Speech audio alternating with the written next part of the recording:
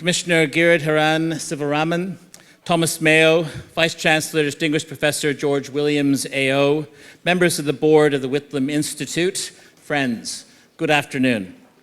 Welcome to this special Whitlam Institute Community Forum at Parramatta Town Hall to reflect upon what has been achieved and what remains to be achieved 50 years since the passage of the Racial Discrimination Act. The Act marked a turning point in the history of our nation. It birthed a new vision of Australia as a multicultural society imbued with the strength of our diversity. The law continued as an expression of our political morality.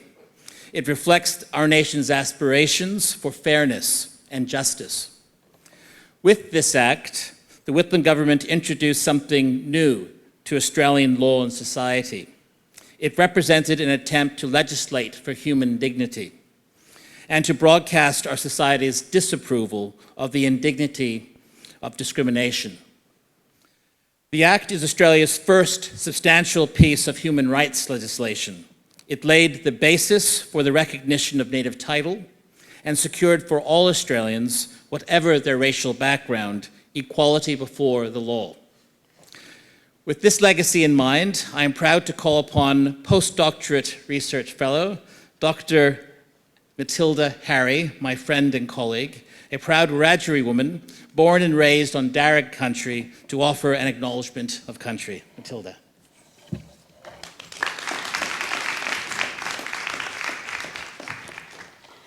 Yumadumarang Yuan Nari Matilda Harry, Mbaladur Rajri Gibi Malanya Ninya Badeng Rajri Narmbang.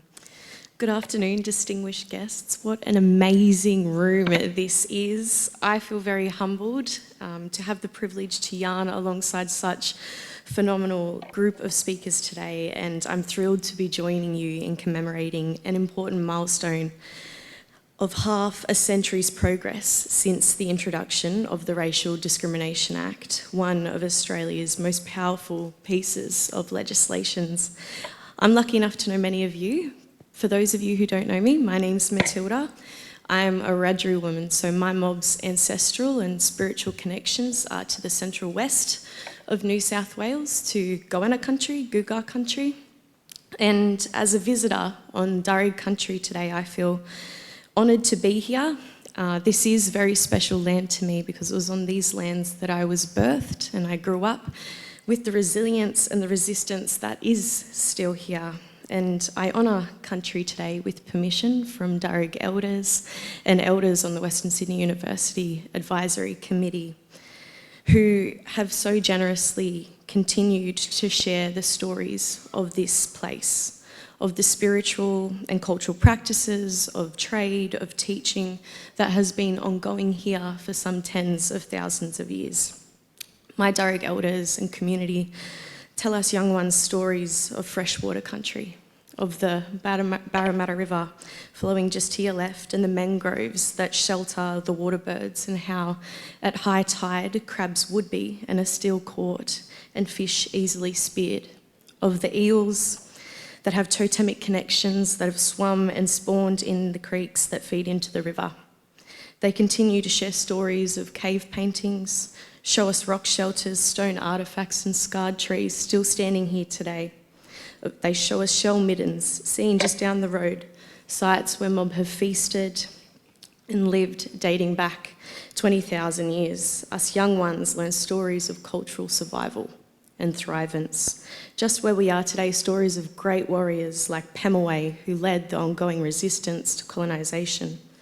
So this afternoon, I express my sincerest gratitude to Parramatta leaders, warriors, healers, and peacekeepers of the past and present. And I want to acknowledge those young ones emerging and thank them for us continuing our, education and business on their land today. I also want to acknowledge all mob in the room and your elders' courage, resistance, and I want to thank them for their continued advocacy and generosity in knowledge sharing through the generations. Parramatta country is and always has been a place of high dreaming. And as a Wiradjuri woman and visitor on these lands, I always pledge to tread lightly And I ask each of you today to walk with what my late pop would call yin diamara, to walk with respect, value and care for country and kin. And as we engage in discussions around race and discrimination, I hope you all reflect on the generations of Aboriginal peoples who for tens of thousands of years since the first sunrise in the dreaming have been leading communities, innovating, teaching, healing and custodians of this place. The Racial Discrimination Act, introduced by the Whitlam government in 1975, was a landmark piece of legislation setting a new standard for human rights in Australia. For the first time, it made racism unlawful, affirming a principle that is fundamental to a just society. Today, as we reflect on half a century's progress, it's a powerful reminder of how far we've come and the enduring commitment required to achieve equity. As a young blackfella, a young early career researcher and advocate, I look forward to continued discussions and research around recognition, respect and self-determination. This gathering has a real energy about it. It is in the heart of multicultural Western Sydney and it is truly a special occasion. It's not just a celebration of past achievements, but it's a call to action for the future. So by coming together, sharing our stories and challenging ourselves to think deeply, let us collectively renew our commitment to a future where every individual can thrive, free from the burden of racial discrimination. Before I conclude, I just want to thank the Whitlam Institute for hosting this event. You guys never fail to bring together leading voices and honour this great man. On that note, Mandanguwu Yanaguma Didrum. Thank you, and may my ancestors walk in good spirit with you all today. Thanks, guys.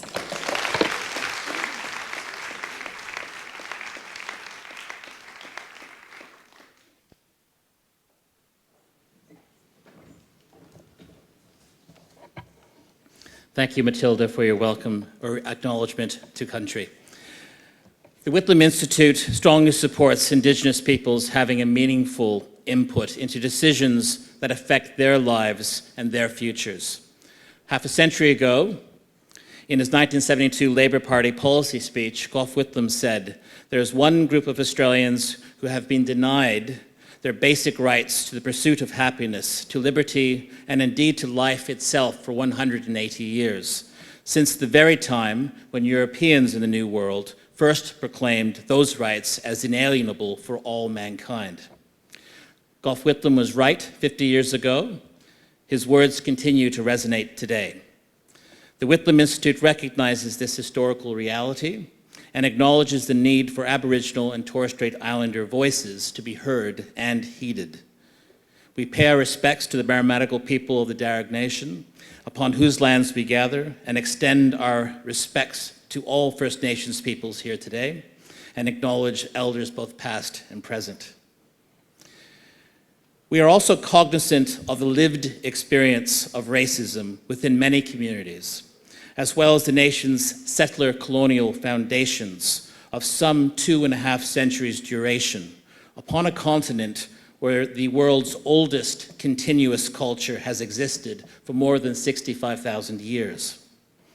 In 1901, the forefathers of the Commonwealth of Australia constitutionally declared a new nation, framed by a belief that within every new nation was the intrinsic motivation to proclaim a national identity. This impulse is derived from the need within nation builders and myth makers to declare an identifiable and undeniable binding force that transcends the mundane acts of government and mere personal affectations. It is a mysterious impulse that is rendered palpable through the use of mythology. Noble as this aspiration may be, it could also be hijacked towards a dark end. Parliamentary voices have long been heard to demand our retreat into an Australianist legend of a way of life and virtue it encouraged. These voices offer a retrospective pattern of moral values, of social order, and of racial purity. In truth, this way of life never dominated this country. The arrival of Europeans to this country heralded in new cultures, new religions, and new traditions disrupting to a large degree what was pre-existing. By the same token, those who constructed this artificial reality found appeal in framing new magical beliefs, which sought to endow the thinness of our institutions, of our new nation, with a greater value and prestige by tracing our foundational mythology back to a higher, better, more supernatural reality of initial events. These efforts reached their zenith towards the end of the 19th century when, in a limited way, it gave some direction to the life of those Australians who were moved by it. It produced keywords such as white Australia and mateship, and the Bushman's egalitarian attitudes made famous by Banjo Patterson and Henry Lawson, as well as the Anzac mythology, promulgated by C.E.W. Bean and E. Ashmead Bartlett. These radical, populist, nationalist, and racialist constructions were deeply ingrained within the ideology of the pre-Whitlam political parties. Many pre-Whitlam statesmen, Parkes, Chifley, Curtin, Caldwell, Menzies, all strongly supported an immigration program that actively discriminated in favor of Europeans. The Whitlam government disrupted this consensus. It adopted UN treaties on discrimination and banned preferential selection of migrants based on their ethnicity. Until the late 1960s, prior to the rise of Whitlam in the Labour Party, there was a broad, nonpartisan consensus between Liberal and Labour parties on the kind of society we were and what we should be in the future. 50 years ago, the consensus saw Australia as a cohesive, predominantly Anglo-Celtic nation. Both parties recognized as self-evident, plain, and natural the importance of our predominantly European identity. Many saw the passage of the Racial Discrimination Act as evidence of the cultural conquest of our nation, a tectonic shift in which the previous agreed social and political order had been overthrown by an insidious silent revolution. These views, of course, have never been vanquished, at least not wholly. The echoes of white Australia linger, and often, too often, continue to be transcribed into legislation and policy. In reflecting upon what has been achieved, we must be vigilant to commit ourselves to the work that remains to be done. 50 years since the passage of the Racial Discrimination Act, we are a nation with unfinished business. On behalf of the board of the Whitlam Institute, it is my pleasure to welcome our keynote speaker, Race Discrimination Commissioner Giridharan Sivaraman. Previously a principal lawyer at Maurice Blackburn, he ran numerous race discrimination cases and led the pro bono compensation scheme for underpaid 7-Eleven workers. He has held the position of chair of Multicultural Australia and was a member of the Queensland Multicultural Advisory Council, where he has advocated for the rights of victims of racial vilification.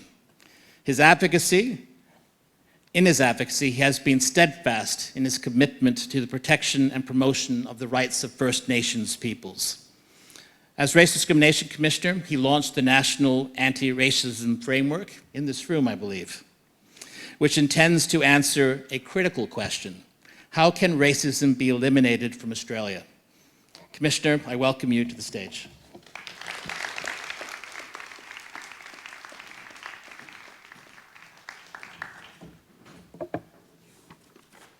Thanks very much, John, for that very warm welcome, and it's wonderful to be here. As John said, my name is Giridharan Sivaraman.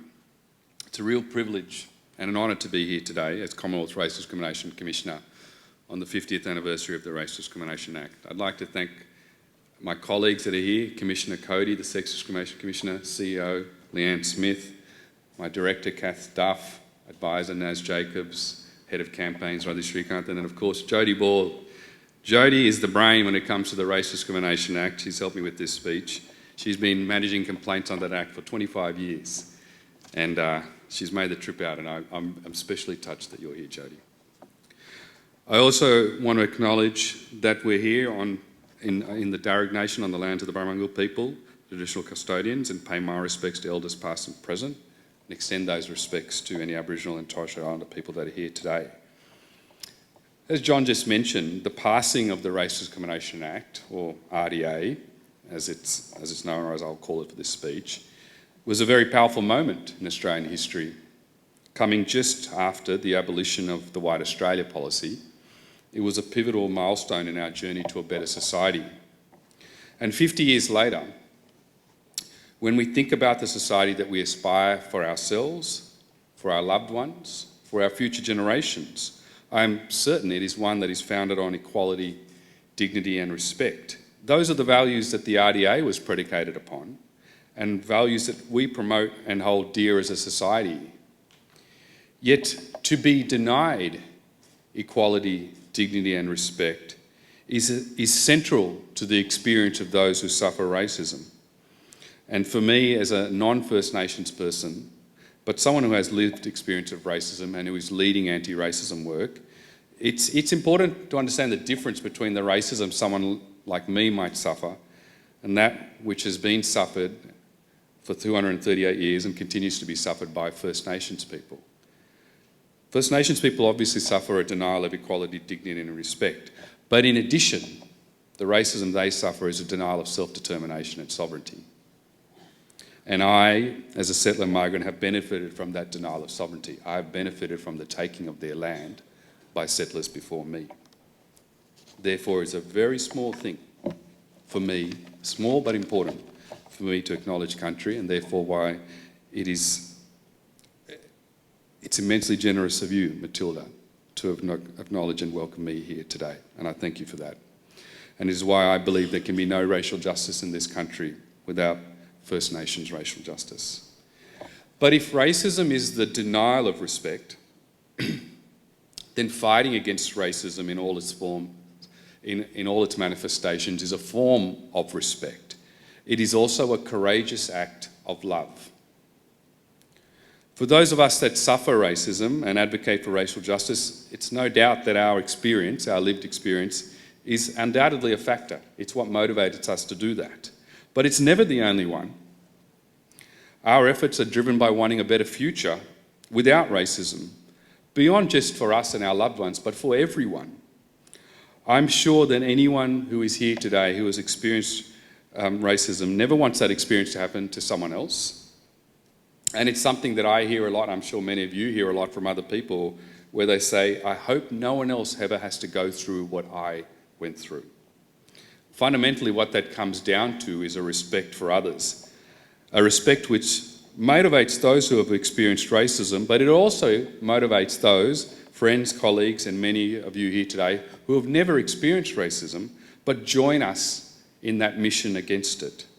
The respect for all of us, simply as human beings on this earth, and the conviction that no one deserves to be treated differently based on what they look like, or where they may have come from.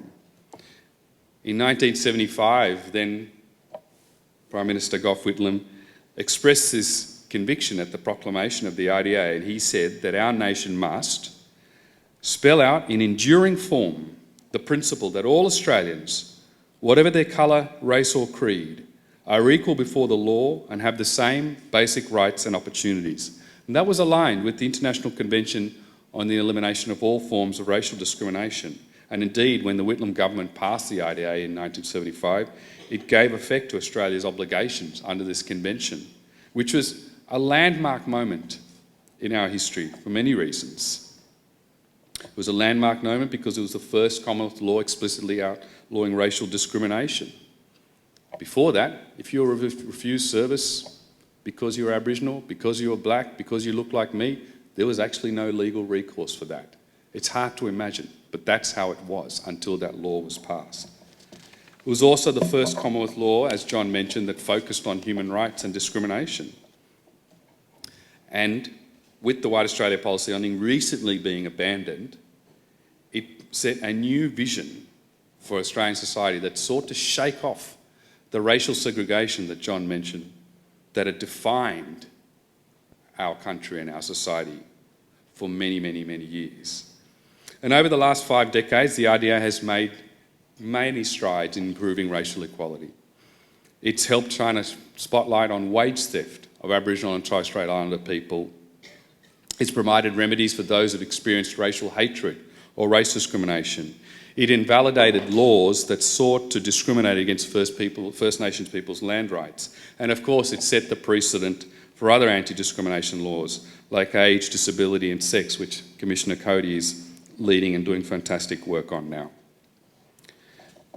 In 1973, just before the RDA had passed, but only a few weeks after the bill had been tabled, introduced into Parliament, and remember, it took a couple of goes for the Act to actually be passed, Whitlam gave a speech in Canberra for the United Nations Association on Human Rights Day. And he described the bill as an important part of the government's efforts to ensure that the Aboriginal people of Australia and the people who have migrated to this country are truly equal before the law and are able to participate in Australian life on equal terms with the rest of the Australian community, and that it would complement the policies which we are endeavouring to pursue in establishing Aboriginal land rights and improving the general well-being of the Aboriginal community. I think that at this point we have to say, and we have to note with great sadness, that there have been 2 Aboriginal deaths in custody in the Northern Territory in just the last few weeks alone. And those are stories full of grief, loss and anger about tragedies that occur only too frequently for Aboriginal communities. And while we are here to commemorate the 50th anniversary of the RDA and its value, we must recognise the shortcomings of our current legal frameworks. We must recognise the structural racism that persists within our legal and justice system, and we must recognise how much further we have to go. In consultations for the Human Rights Commission's National Anti-Racism Framework, which, as John mentioned, was launched right here, there's a symbolism to this place. Here in Parramatta, there's a symbolism to this hall. But in consultations of that framework, First Nations participants told us that they face racism at every point of their interaction with the legal and justice system. And I don't think there are few issues that can paint as vivid a picture of the incredibly deep and insidious nature of racism embedded within our systems as Aboriginal deaths in custody. It shows how it can manifest in the most fatal form of all, the loss of precious life. And in doing so, the law fails and the system fails its most basic obligation to protect us equally under the law. Our consultations show that racism manifests in all aspects of people's lives in Australia. For First Nations people and non-First Nations people who suffer racism, it is an uncomfortable truth that we have to face as a nation. And it's very difficult to speak about racism. And I think Thomas and I know better than most that when you call it out, you tend to get attacked far more than the perpetrator of the racism. But it is everywhere. It is in education, health, justice, media, workplaces. It is within our systems and institutions. It is the reality of people and communities affected by racism. And there is nothing casual about the racism that people experience. It can involve slurs, name-calling, racist jokes and other interpersonal racism, which rides like a torrent online, but it's much more systemic than that. It's that experience of applying for 10 jobs and not getting an interview, and then changing your name so that it's more Anglo, and then getting an interview on your next go. It's that experience of not feeling culturally safe in the workplace, of not having your overseas qualifications or experience recognised, of not being seen as the right cultural fit for leadership. It's that experience of not being believed when you seek medical help, or in some First Nation communities, dying of diseases that have been eradicated in the rest of our population decades ago. It's about not being represented in the media, or if you are, it's either tokenistic or negative. I've made this joke before, but I think someone with a face like mine, if you want to get on commercial TV, bang down the door of SBS, try your luck at ABC, or become a really, really good cook. And that's about the only way you're going to get up there. It's about being failed by an education system where racism erodes your sense of self-worth, and you have no one to trust, no one you trust to whom you can complain. So it is clear that we have a long way to go to realise Whitlam's dreams. The dream of all of us who aspire to live in a society free of discrimination. It's now 50 years on from the enactment of the RDA, and Australia and the world have changed profoundly. 50 years ago, I wasn't even born. Yes, that might seem surprising, but there you go. 50 years ago, racially segregated apartheid was law in South Africa.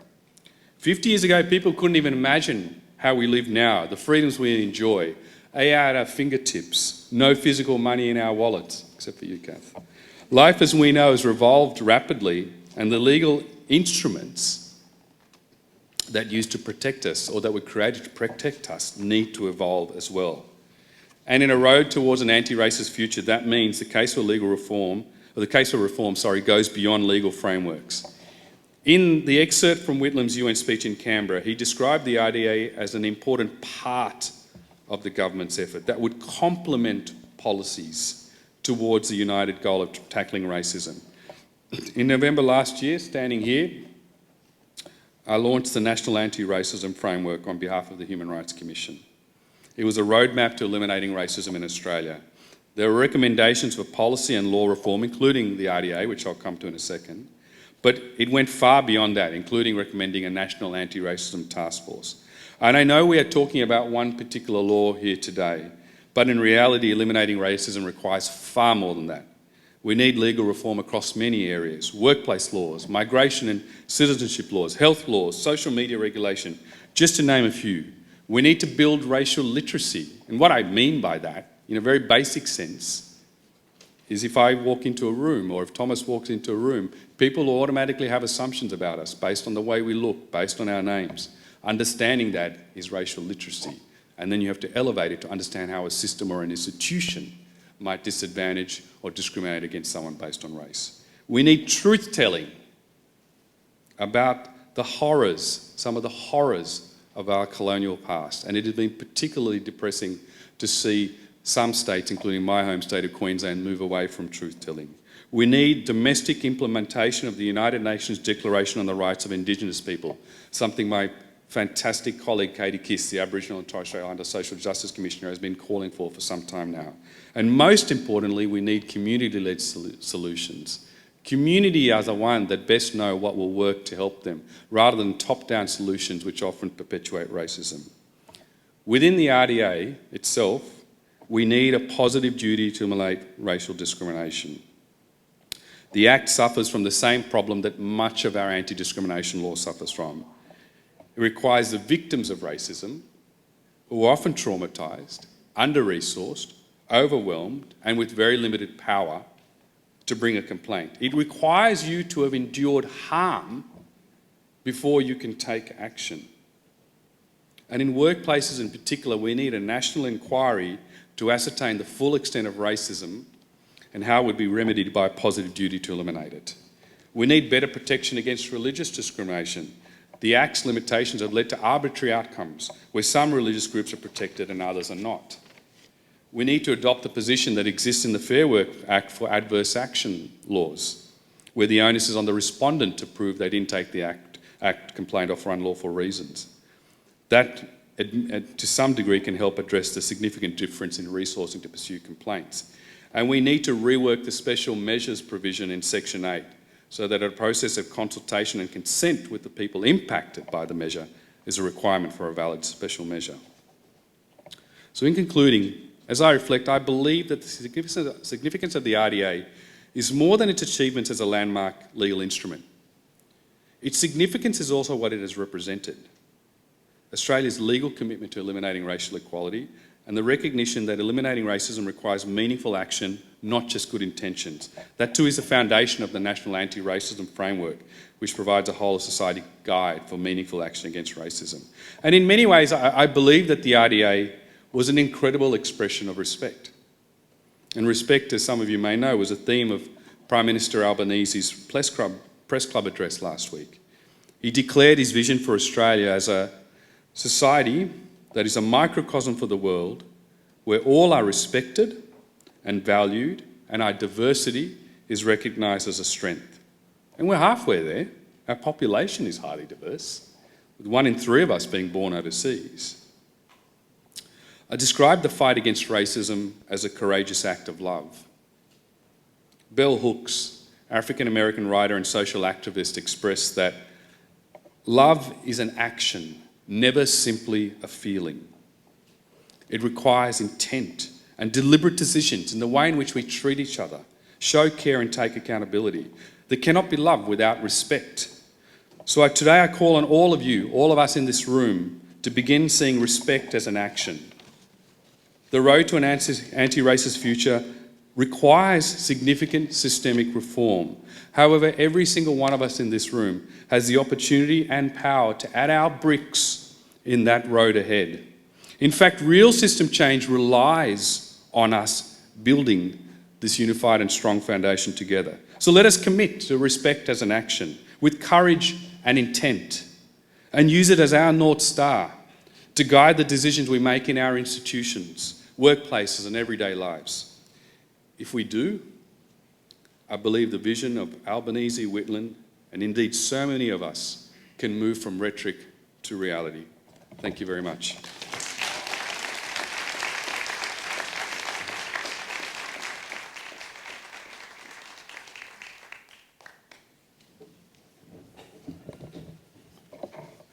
Thank you so much, Commissioner. We are in your debt, and we continue to be in the debt of the Australian Human Rights Commission. I also want to acknowledge Anna Cody, the Sex Discrimination Commissioner, who's joined us today. Your work makes a difference. You make a difference, Giri. We are most grateful for your careful leadership and your clear articulation of our part in securing the national anti-racism framework. As you say, meaningful progress to eliminate racism requires us to call it by its name and to call it out and to confront it. We must further remain cognizant that the focus on multiculturalism and our social cohesion must not erase or obscure lived experience of communities who've experienced racism, as well as the nation's settler colonial foundations. In a few moments, I will invite our next speaker to the podium, following which we will have both our speakers back up on the stage, seated here, to take questions from the audience. So as we listen to our next speaker, think about the questions you might want to ask each of them. We will have some roving mics go through the audience and we'll take your questions. It's my honor now to introduce our next speaker. Thomas Mayo is an Aboriginal and Torres Strait Islander man born in Larrakia country of Darwin. He is the elected Assistant National Secretary of the Maritime Union of Australia, a board director of the Indigenous Literacy Foundation and Australians for Indigenous Constitutional Recognition, and a best-selling author. His advocacy and leadership in the push for the rights and recognition of Indigenous peoples spans well over 20 years now. As a signatory to the Uluru Statement from the Heart, he tirelessly campaigned for its proposals for voice, treaty, and truth-telling, leading up to the 2023 voice referendum. I greatly admire Thomas for his strength, dignity, and courage, and his daring, patient, and irrepressible commitment to hope. In his own words, he has called upon the next generation of leaders to hone their rage into a key that opens hearts and minds, rather than a blade that will sever support. His inspiring words remind me of those uttered by another who called for us to maintain our rage and our enthusiasm in the campaign for progressive policy, transformative change, and hope. Please join me in welcoming Thomas Mayo to the podium.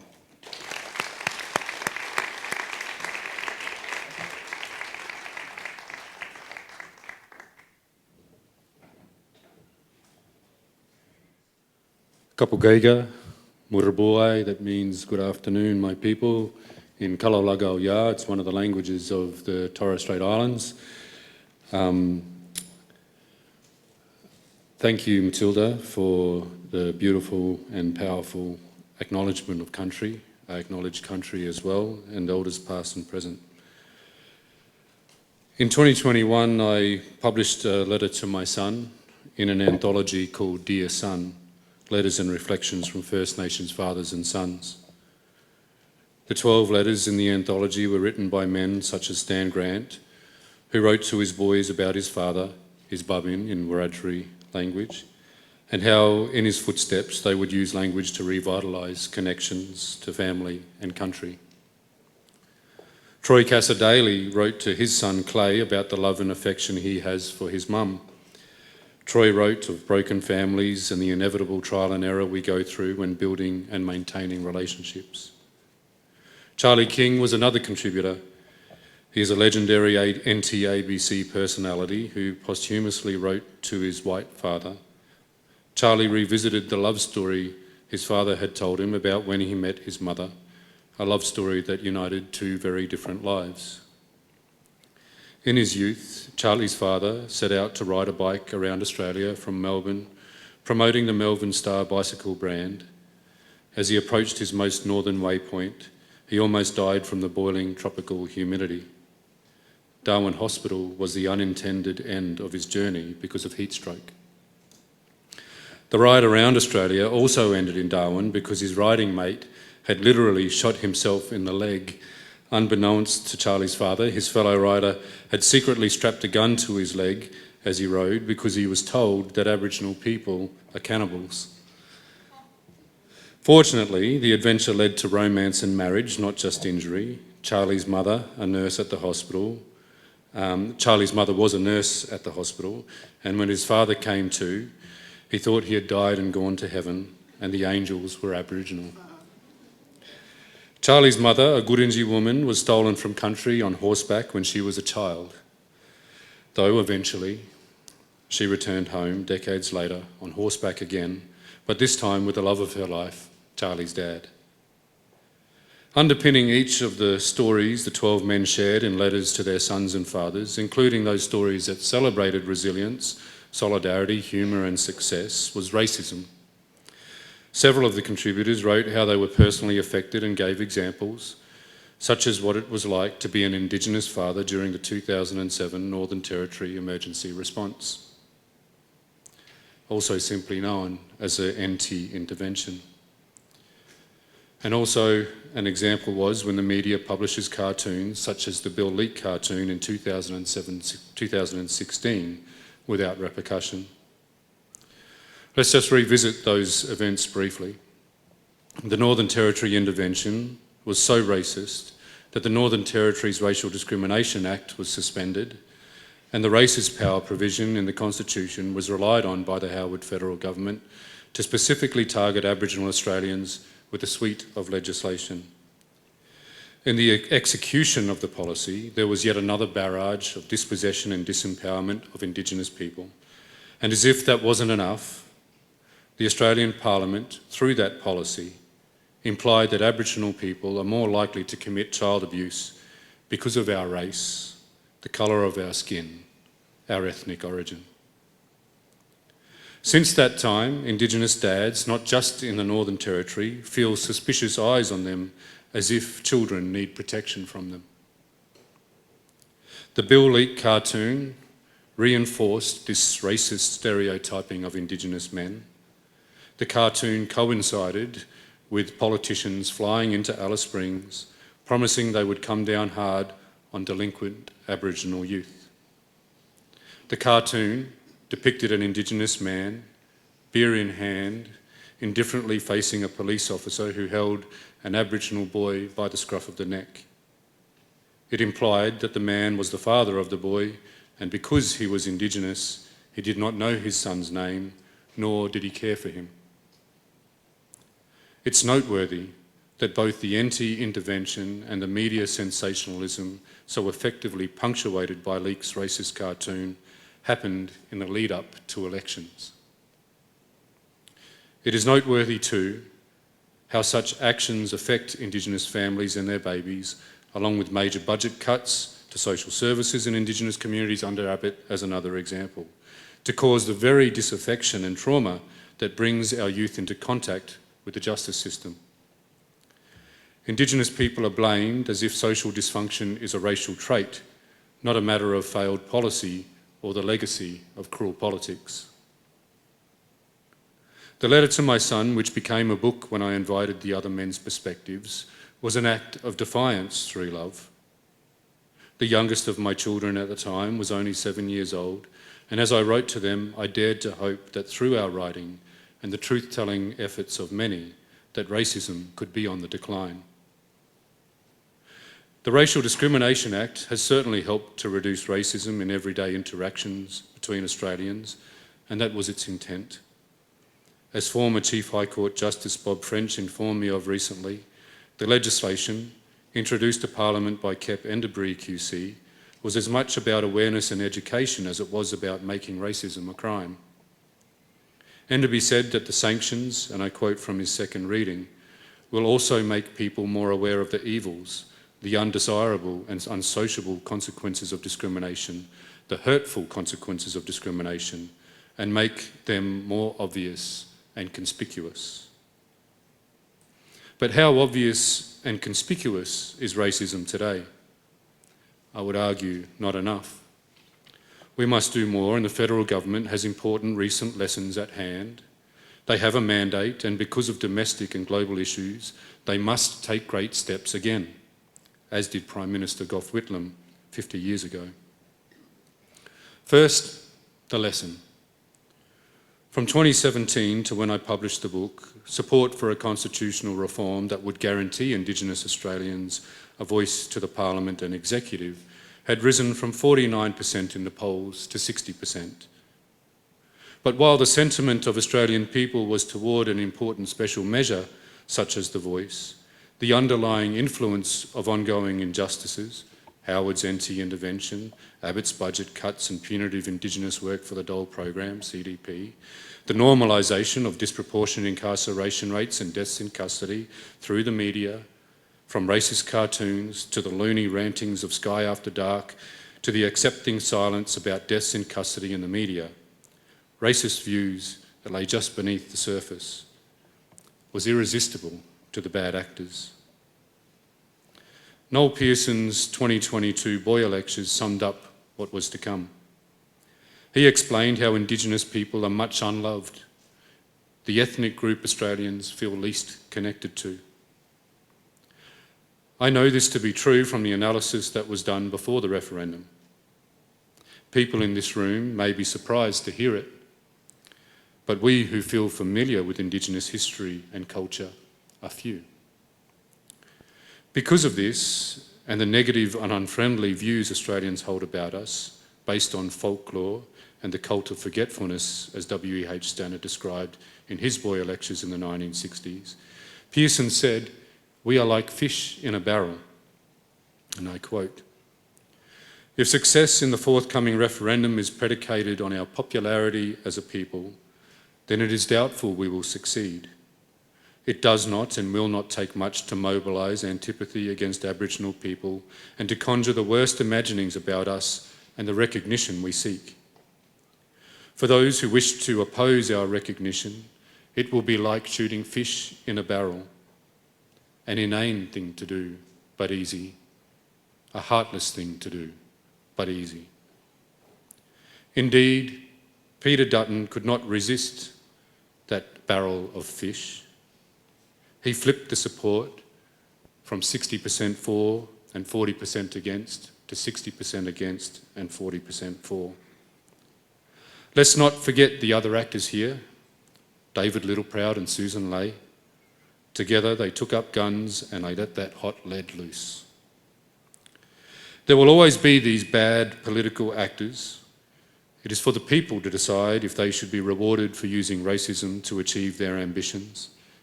And I was pleased when Dutton lost his seat. Governments should learn from the Coalition's historic defeat because they ran their race on fear and uncertainty about others. And when that fear and uncertainty became about Trump's actions, reflected here in Australia through extremists like Senator Nampijinpa Price, they said, "No, Peter Dutton, you no longer have a voice." The federal government has a mandate to implement reforms to protect our democracy. The frightening demise of democracy in the United States was probably the most significant reason for the rejection of the Coalition. It is clear that disinformation on social media and in blatantly biased and shameless sections of the mainstream media flooding the zone with shit, as Steve Bannon bragged, are being used to bring progressive democracies down. Undoubtedly, the same forces are at work here.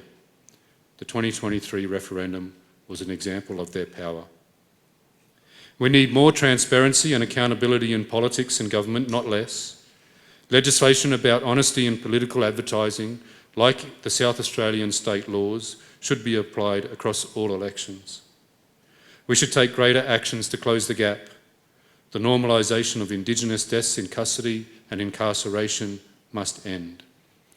As the Uluru Statement says, proportionately, we are the most incarcerated people on the planet. We are not an innately criminal people. Our children are alien from their families at unprecedented rates. This cannot be because we have no love for them. And our youth languish in detention in obscene numbers. They should be our hope for the future. This part of the Uluru Statement says it all. We're human, like you. We should enjoy the same hopes for prosperity and success. This is why I also call on the federal government to continue the legacy of fighting racism as Whitlam and Enderbury did 50 years ago. Our response to racism cannot be merely reactive, it must be proactive. More public resources need to be directed to helping Australians to become familiar with each other's differences, more accepting, caring, empathetic, and willing to embrace what is different. Government has a responsibility to expel uninformed fears, not to promote them as the Coalition did and seem to want to continue to do. In Indigenous affairs, this should be through the establishment of a truth-telling and treaty commission, as Indigenous people have called for decades, including in the Uluru Statement from the Heart, and as promised in the Prime Minister's first victory speech. Indigenous Australians want and deserve greater measures to ensure that the flaws in government bureaucracy are addressed. We also need to see an end to the excessive force being used against Indigenous people, our children's and our families, our vulnerable and those who are struggling. 33% of deaths in custody in the Northern Territory this year were Indigenous Australians. The federal government should continue to apply pressure to the Northern Territory government, who are following the well-worn path of ignorance to the root causes of problems, instead choosing to use our suffering as a political weapon. For example, just yesterday, the NT Attorney General, Marie-Claire Boothby, likened offending an Aboriginal or gay person to her being offended by a glass of water. And the NT Chief Minister stated it was uneducated to call for an investigation into the death in custody of Kumanjai White after close to 600 deaths in custody without the families being able to feel a sense of justice, after the scandal that was the NT Police TRG Awards that was so offensive they could not be shown in news reports. From such racism and ignorance to the reality of racism, real harm happens. My son went on, after I wrote those letters, to win a scholarship at a prestigious private boarding school in Sydney, and we were proud of him. He had tears in his eyes when he was told he had an interview after applying. But he did not last there because of racism. Even with his fair skin, he was attacked for being Indigenous, and I can't help but feel responsible, because perhaps those boys that attacked him felt they had licence to do so because of my public profile.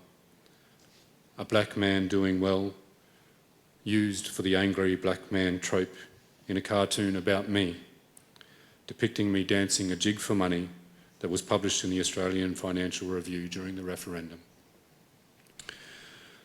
My son is home in Darwin now, though we tried to address the matter of racism at the school.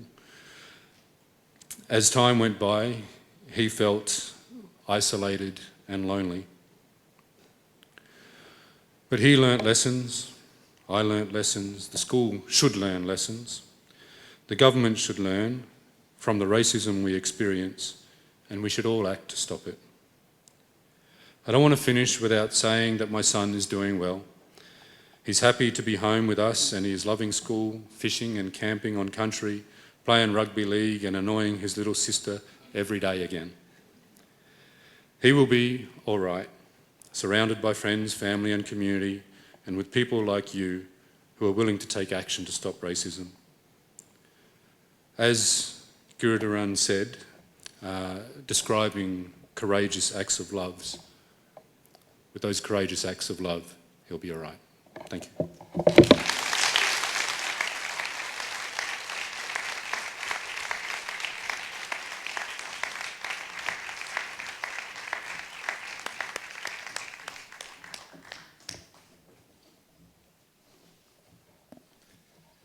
Well, thank you so much, Thomas, for your words to us, and in particular for me, as a parent myself, for sharing your insights to your relationship with your family, your children, as a father, and the eloquence of writing that letter to your child.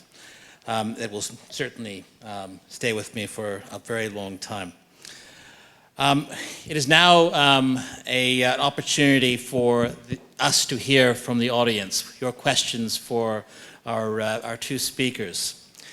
Before we do that, though, I wanted to say that it's altogether fitting and proper that we should meet here in Western Sydney, a burgeoning and dynamic and multicultural immigrant metropolis, as Matilda pointed out in her acknowledgement. To reflect upon what has been achieved and what remains to be achieved 50 years following the passage of the Racial Discrimination Act. It's good to be in Western Sydney where so much of that is occurring. Western Sydney, I believe, reflects the aspirations that drive a modern Australia. So I wanted to first warm up our two speakers with some of my questions before going to the audience. Now we have a few roving mics. Zoe, put your hand up. Over there we have Sarah, and over there we have Kathy. So if you do have a question, please put your hand up. They will come to you, and I'll then point you out to ask your question. But first, if I might refer to the Commissioner first. In preparation for today, I came across a quote from Gough Whitlam that he wrote, actually, in the London Daily Telegraph in 1989. He stated that punters know that a horse named morality rarely gets past the post, whereas the nag named self-interest always runs a good race. How do you see the proposed reforms highlighted in the framework, proposed reforms to the RDA, to include a positive duty to eliminate racial discrimination in all workplaces? How does that align with our self-interest? That's a great question. And sorry, just before I move on, I forgot to thank two other people from the Commission that were here, Carly Goldstone, and I can see Alanna as well has turned up, so my apologies for not saying that at the start. Yeah, I think the issue is that people often see fighting against racism as a zero-sum game. They think, oh, well, if you want something, I'm going to lose something to you. And I keep saying, actually, no, if we have a society where all of us can just be, or can thrive and can flourish, that'll actually make a better society for everyone. There's this buzzword that governments use, social cohesion. I don't really know what that means. If it means that we're all meant to get along, then I say, well, you don't get along by pretending racism doesn't exist. You have to confront it first. And the National Anti-Racism Framework provides something that has never happened in this country, that it is a coordinated whole-of-government approach to tackling racism. What you have at the moment is you have ad hoc, piecemeal approaches ranging from, you might have an anti-racism policy here, and you might have this part of government that doesn't even want to use the word racism. So they'll use euphemisms or they'll just pretend it doesn't happen. Spoiler alert, it happens, and the fact that you're not acknowledging it doesn't mean that it's not happening. So that's how I think the National Anti-Racism Framework can be the nag called self-interest, what a Gough thing to say, can actually improve all of our lives, because it provides a coordinated way to do it, so it's actually efficient, it's productive, It beds in accountability, measurement and accountability, which doesn't exist now for most anti-racism work. So you're building a better society, and you're doing it in a way that works, and you're doing it in a way that's accountable. And that helps everyone. Thank you, Gary. Do you want to comment further, Thomas? I have another question for you, though. Oh yeah, I mean it's. I think Gough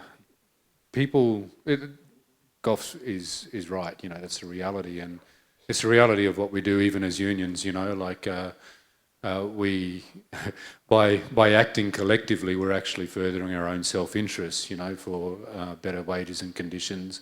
By unions in this country playing such an important role in social justice over the years is along the same lines. You know. Touch one, touch all, you know, rising together in unity. It's the same principle, really. So I don't think it's something to shy away from, that truth in that. And I think also thinking about how the referendum failed and how we can, you know, not miss opportunities to take leaps forward in justice and recognition. We need to lift all of society as well. You know, the more people that you have desperate and struggling, the more mental health issues you have in society without the appropriate care, the harder it is for us to, you know, to become the sort of nation that we want to be in. Thank you, Thomas and Gary. I am taken by that zero-sum game approach that people often apply, and often we are. As people who have the privilege of a platform, sometimes we're trying to capture hearts and minds. And reminds me of the dedication to one of your books, Always Was, Always Will Be, where in the frontispiece you dedicate the book to the hearts and the minds that are open. And I had a conversation recently about this idea of why the referendum failed. And it's easy, I guess, and I think profoundly true, that there's nothing more empowering than ignorance. Ignorance is not burdened by knowledge, it's not burdened by history, it's not burdened by the cavalcade of social development and reform in human affairs. Ignorance is fueled, I think, by unfettered prejudice, and often the fantasies of others indifferent to inconvenient details that so often prove personal assertions wrong. I'm particularly mindful of that phrase that you used, and then applying that to that other phrase that we all heard in the lead up to the referendum. If you don't know, vote no. How did the Racial Discrimination Act evolve, if I ask you this, Thomas, to further advance to entrench attitudes of toleration and understanding, to open more hearts and minds? Yeah, that's a tough one because, I think it goes to, you know, what you were saying, the Commissioner, about special measures, you know, and those sorts of reforms that you were talking about. There does need to be a greater coordinated approach to awareness about racism, not just the racism that we experience personally, but institutional racism. There is definitely a shortfall in understanding in the Australian public around that. I think we have to help people to understand the prejudices that they have as well. And after the referendum, I was often asked, still occasionally asked by journalists, if I think Australia is, you know, if all Australians are racist along those lines. I don't believe that's true. I think we all have prejudices, you know, based on what we learn when we're growing up, and the influences around us and those types of things. But I think it's important that that people understand, or that we try and move people from those things. It's also important to understand, as individuals out there doing this work and having conversations, that there are some people that we're never going to move, and learn not to waste your time with those people, but find those hearts and minds that are open. And this goes to having, I think, faith in each other to a certain extent. You know, we've got to have a belief in each other. And one of the things that these bad actors in social media and in Parliament try to do is they try and, for all of their rhetoric about being against division, they try and promote it. And the reason they promote it is they know that if we don't believe that our neighbour has any good in them, then we're never going to unite with them and actually do what's right. And it plays right into the hands of that far-right politics. Here, do you want to comment further? Yeah, the thing that annoys me is when, and I've copped it too, Thomas, when people say, oh, you're being so divisive, or stop talking about racism, you're disrupting the social cohesion. And I say, I go, no, it's actually racism that's divisive. I'm trying to bring us together. It's transphobia that's divisive. It's sexism that's divisive. It's classism. It's ageism. Those things are divisive. All I'm doing, uncomfortable as it might make you feel, is just shining a light on the way in which power and privilege is wielded in our society. But I do that from the position, we all do that from the position of wanting us to be better and to be happy and to come from a place of love. It's interesting. I think it's somewhat it's imported, this idea that we can't be tolerant of each other. I think, you know, the more sort of Australian way was always, you know, fair go, you know, live and let live. You know, that's what you're into, whatever, mate. You know, we just get on with it. This idea that we should, you know, push away difference in that way, I think is somewhat imported. I'd love to go to the floor now. There's just a few hands up. We'll go here first. Hi, my name is Ruku Rukudzo, and I have 2 questions today, if that's okay. My first is, do you think empathy is the best social or political intervention towards the apathy that sadly sustains racist environments? And my second question is, how can we call on systems recognising indifference as a danger to a racially equitable Australia, despite it being an intangible attitude? I'll take the first one. The second one you're probably going to have to repeat, and then at some point you should submit your resume to the Australian Human Rights Commission, I think, because clearly there's a job waiting for you there. That was very impressive if you're a school kid. So to the first one, empathy, there's actually... empathy is obviously an important value, right? But the thing is, empathy is, I understand how you feel, or I can put myself in your shoes. But I say, look, I'm sorry, if you're white, you're never going to know what it's like to be in my shoes. You have to come at this from a different perspective. You have to come at it from recognizing that your shoes have privilege that a lot of other people don't have. So I think self-reflection is actually more important than empathy, and empathy isn't going to be the circuit breaker. I'm not denigrating empathy, it's an important thing. But I'm just saying that's not I don't think the way in which you change power. You change power by people who are in power reflecting on the position that they have. Do you want to deal with that empathy one? Or, okay, you're going to have to repeat the second one. Sorry, it was long and I'm very sorry. That was... Oh, okay. How can we call on systems recognising indifference as a danger to a racially equitable Australia, despite it being an intangible attitude? Like you can't see indifference. Yeah, all right, okay, I'm with you now. So the thing is, right, a lot of people will go, oh, well, I mean, this is the same criticism I've copped where people go, the main one, there was a bit of a campaign during the election where I got attacked every day for about 6 days. And the main thing was, here you are arguing that migrants suffer racism. You're a migrant. You came to Australia. You've got a good job. You're on 400 grand a year. I wish. But why are you complaining? And the thing is, right, indifference comes from saying, well, it's all pretty good. We don't need to change. Everything's going along just nice.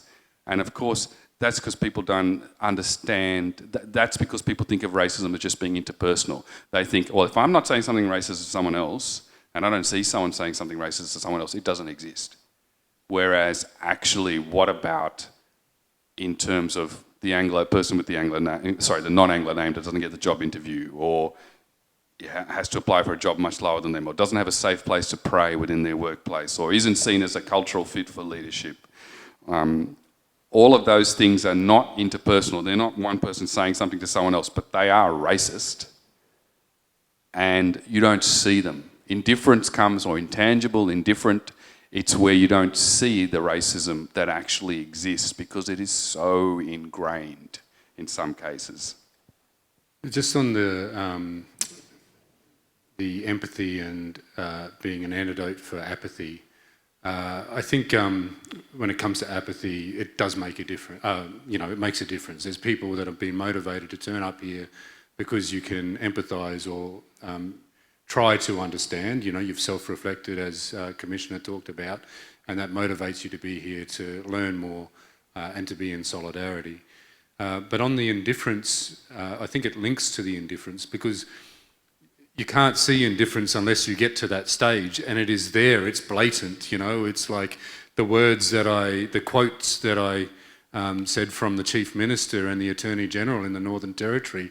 I mean, that is just utter and disgusting indifference to what is happening right before our eyes. And the big problem, I think, is the indifference of the media, and their bias or their reasons why they don't report these things. And that then links to it not actually being something that people will click on because they don't care about it so much because they're lacking that empathy. It's all connected, which goes to the importance of the federal government taking leadership and for that national approach to combating racism and all the things that the Commissioner talked about that should be done. All right, I think I take a question from over here. Kathy, can you go to your closest hand, please? There you go. Hello, my name's Caroline. I've got a question particularly for Thomas.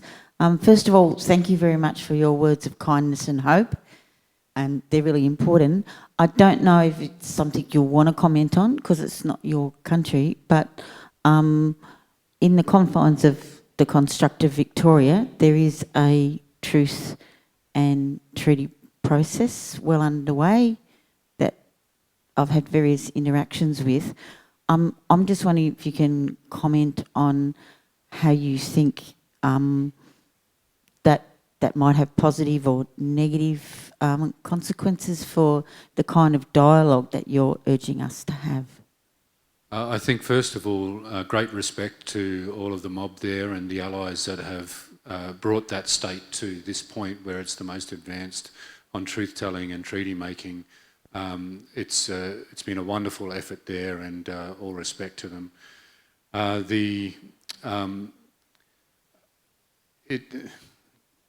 It's going to be a tougher road ahead, of course, and I'll explain why. The treaty process will get much more difficult when there are claims that are being negotiated, and it opens the door to the bad actors that will then spread all sorts of disinformation. So I think it's unfortunately something that has to happen. We cannot shy away from it because of those bullies, basically. But the work that has been done hopefully is enough, and the solidarity that they have is enough to get through that negotiation phase, because people in Victoria are going to be told, and in Australia, are going to be told that they're going to lose something personally, which was the attack line in the referendum. It's going to get to that stage. Sarah, can you go to the question at the back?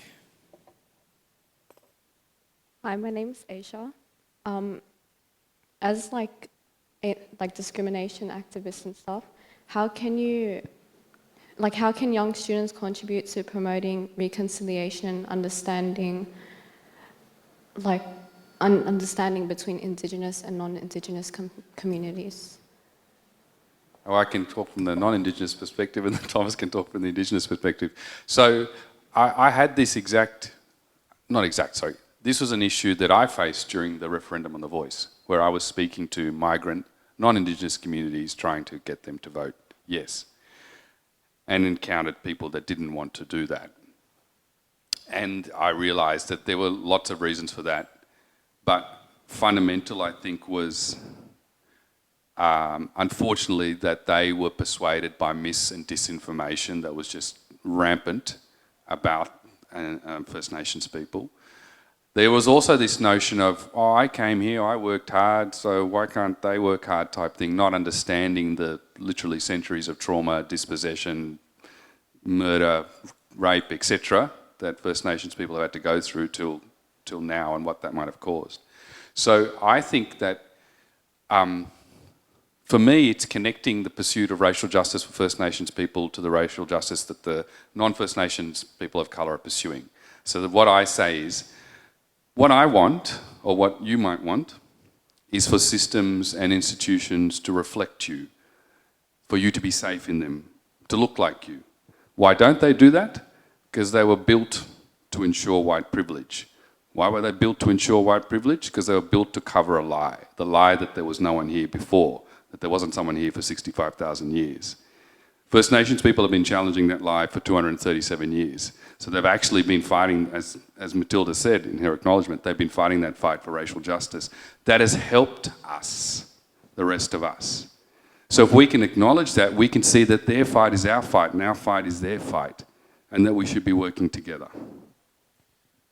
Yeah, I would add to that, please, all of you guys, you young people, continue to learn about the truth of Indigenous, of history and Indigenous culture, all of the wonderful things about our culture, not just, around 60,000 years of continuous culture, but, things like being the first to bake bread, as the scientists are saying, the artwork, the dancing, all of those beautiful things, Continue to learn about those things, because I think for you young people, you have a greater resilience because of that familiarity to the lies that you are going to hear as we eventually go through treaty processes around this country, and as we continue to fight for a voice in this country. And I want to say this to everybody, we are going to achieve those things. I guarantee it, we will achieve those things, because one thing I know is that every time we have called for justice, whether it be about equal wages or the right to vote state by state, it has always met the answer no before we achieved yes. And a great majority of Aboriginal and Torres Strait Islander people absolutely voted yes, and that is why we're going to achieve it. But that's the other reason why I have great confidence, is because of young people like you that are learning. I ask you specifically to speak with your elders, that your loved ones, about this truth, and you are not in a time limit like we had with the referendum, where we had to try and convince everybody, before, what was it, the 13th of October, I've already forgotten, in October 2023. You haven't got that restriction. So I also ask you to be patient, I think, with your elders. Persevere, but be patient. Recognise when you're just not going to move someone, but continue to work on it. Give them just some simple truth to read, a book or a documentary or something like that, and revisit it. Revisit those conversations if they don't go well the first time. Thank you. Can I have a question up here, please, Kathy? Do you think that God Whitlam want us to do more complete review this 1975 Racial Discrimination Act and bring it to more area to help people to change their attitude? So the first thing to note is sections 9 and 10 of the Racial Discrimination Act are actually very broad. They're broader than any other act because they directly imported the words of the International Convention on the Elimination of Racial Discrimination. So on one view, it's the broadest protection against discrimination that exists under any law. That's one of the reasons the Act was so incredible at the time. But I think that in the speech at the proclamation, I mean, Whitlam himself said that you can't change attitudes just with law, and that's true. That's why, as I said in my speech, you need a multitude of approaches, and that's why in the National Anti-Racism Framework, legal change is one part of it. It's only a small part of it. We say there needs to be changes across the board, and including particularly in education. You need to inoculate against the scourge of racism by actually talking about race and racism, building an understanding of it, so that you don't end up with the disastrous outcomes like you did for your son. Thank you. Can I have a question right at the back, the man in the white shirt? Hi, my name is Vincent, In Thomas's speech, he referred to a number of instances where Indigenous people were disproportionately affected. In Ontario, Canada, child protection agencies are forbidden from removing children from mothers upon birth due to Indigenous being affected. This is even in cases of drug addiction. The same could apply under a Section 10 challenge under the RDA. So my question is, why have laws that disproportionately affect Indigenous people, as Thomas refers to in his speeches, are you going to challenge them under Section 10 of the RDA? Because in Canada, that has been challenged and it's been upheld. So why is that not happening with the activists in Australia? That's my question. Do you want to, yeah. So this is the, I was unaware of the Canadian situation. Thanks for raising it. The thing is, I can challenge very little. You can only challenge something if you're the actual victim in terms of the conduct complained of, first and foremost. That's how the law is set up. Secondly, it's very difficult to challenge it. You need to be well-resourced. You need to have good lawyers. You need to, you go first through a conciliation process, and we have a fantastic conciliation process. Our conciliators are excellent. And because of that, a lot of matters actually resolve. They don't get to court because people come up with resolutions. But to go through the process of running a case that would invalidate a law is an enormous exercise. It has happened. That's probably the greatest achievement of the Racial Discrimination Act. Cases that were run that invalidated Western Australian and Queensland laws that diminished or pulled back land rights for First Nations people. But to sort of, you're asking communities who are often suffering from various types of oppression to bring about cases, and I was a lawyer for 20 years. The thing is, the law is a blunt tool, and it's so binary. You either win or you lose, right? And to lose can be quite catastrophic. So I think there's lots of reasons why people don't bring the cases. It has happened, but it is a very difficult thing to do. Yeah, I've got no doubt that it's been tried, of course, and it's met those hurdles and has not been able to make the changes like we've seen in Canada. I just want to say, I mean, it's one of the reasons why we tried to establish a national representative body, because these matters are generally handled by the states, but it's a truly national issue that affects Indigenous people right across the country. And so where we have issues that affect all of us, then we wanted to set up a national representative body with the resources, with the backing of the people through the Constitution that could do that. One of the differences might be that in Canada there are treaties and there's no such agreements here and no such empowerment. Well, thank you to our speakers. Unfortunately, we don't have more time just now. We must take a break, and we will return where you can field more questions from our panelists. But please, we'll take a 15-minute break. But before we do so, I want to thank Giri and Thomas for the generosity in speaking to us and for fielding our questions. It's now my pleasure to call upon Professor Azadeh Dastyari to open the second part of the day's events. Az.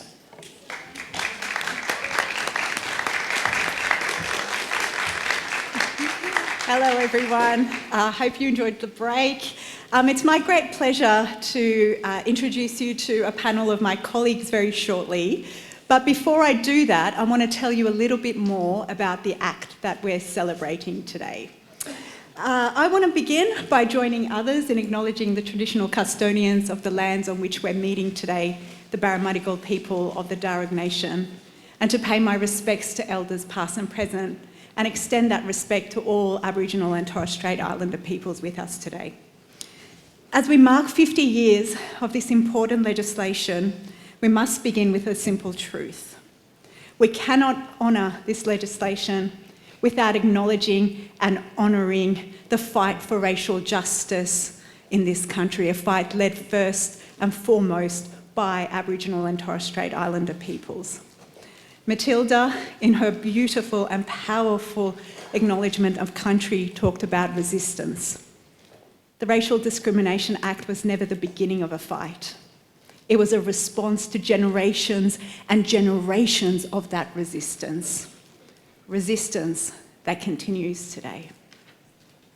The Racial Discrimination Act makes it unlawful in a lot of situations, and perhaps not enough situations, to treat someone differently because of their race, the colour of their skin, where they come from. And whereas now that seems common sense to us, this piece of legislation didn't come about easily. It came to life the hard way, through setbacks and compromise. The story of the Racial Discrimination Act is one of courage and determination. That is the story I want to tell you today.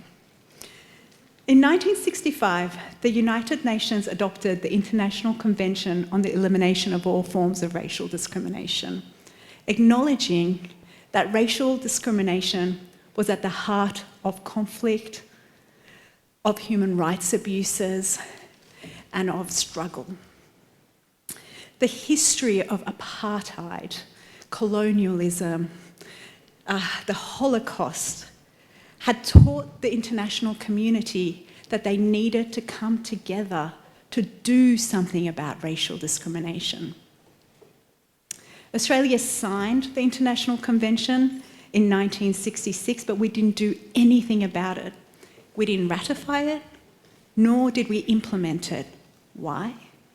Because as we heard earlier, in the late 60s, racial discrimination was embedded into the fabric of our laws.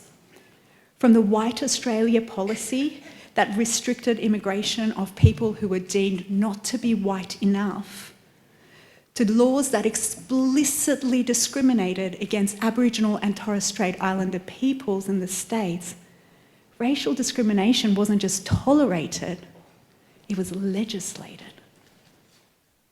It wasn't until the election of the Whitlam government in 1972 that our commitment to the International Convention on the Elimination of Racial Discrimination became anything other than illusory.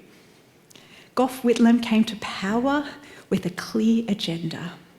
He was going to ratify our international agreements, and he was going to introduce laws prohibiting racial discrimination. But it wasn't easy.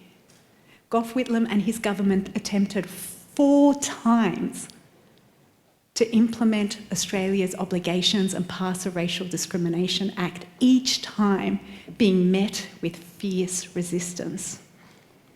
The first attempt was in 1973, when Lionel Murphy, Gough's Attorney General, and the Whitlam government introduced a racial discrimination bill alongside a human rights bill. This was part of a bold agenda, a plan for a more fair Australia. Lionel Murphy said at the time that the bill proclaimed the equality and essential dignity of all human beings.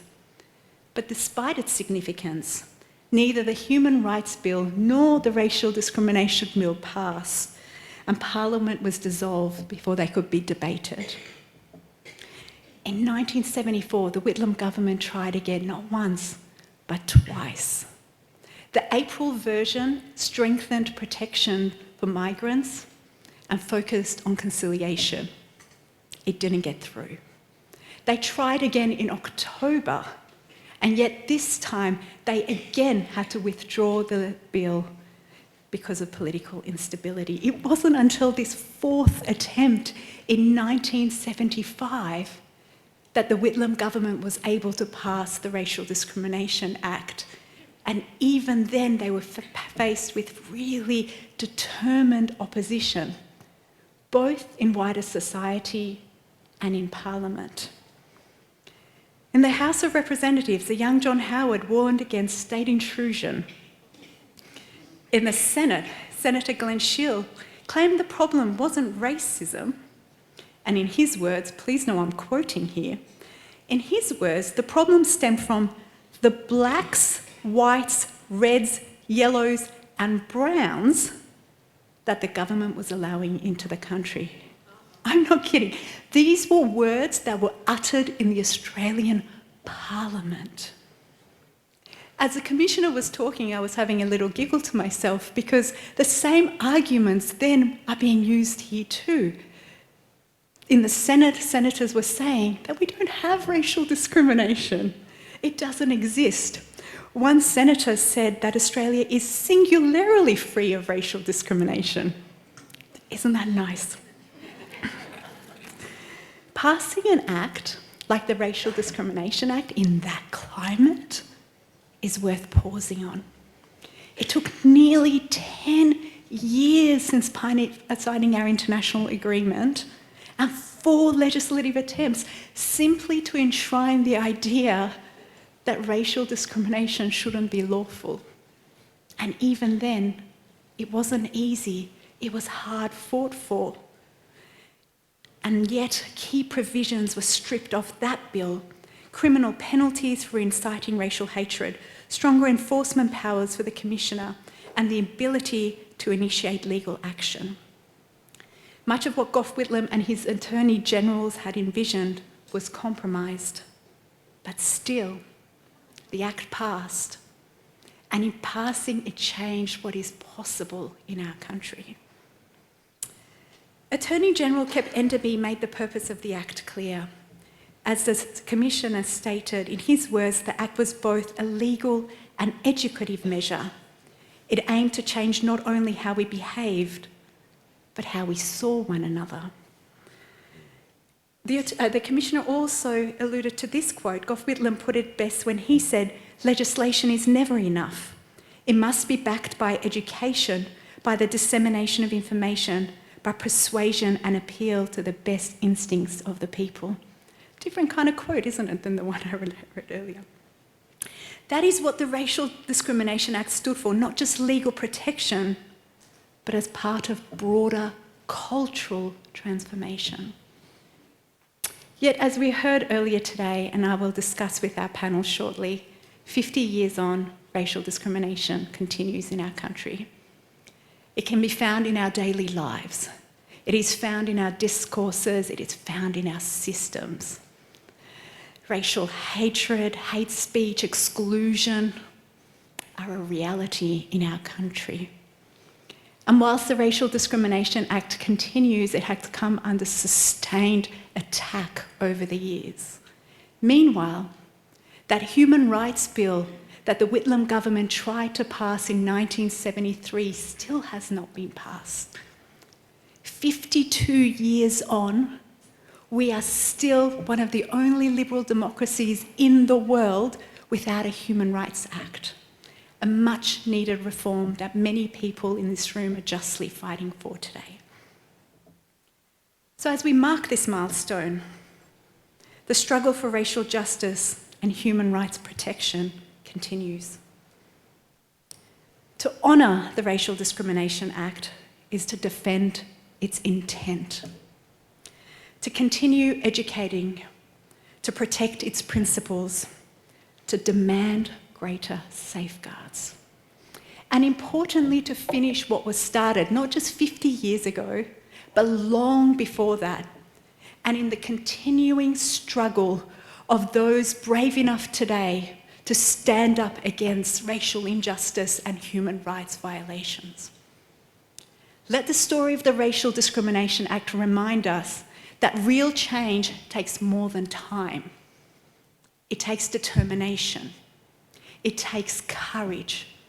And it takes the audacity to try again, even when the odds are against you and the reforms are unpopular. Let us be inspired by what was achieved in 1975, but sharpen our focus on what must be achieved today. Because the fight for justice is not over. And the future will be shaped by those brave enough to stand up for what is right. Thank you.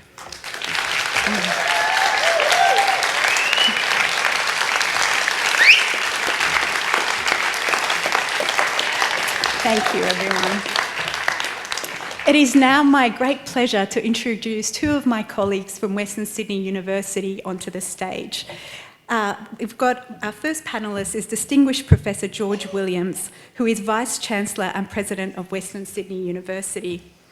As one of Australia's preeminent experts in constitutional law, Professor Williams has made a significant contribution both nationally and internationally in the area of human rights, federalism, Indigenous justice, electoral law and national security.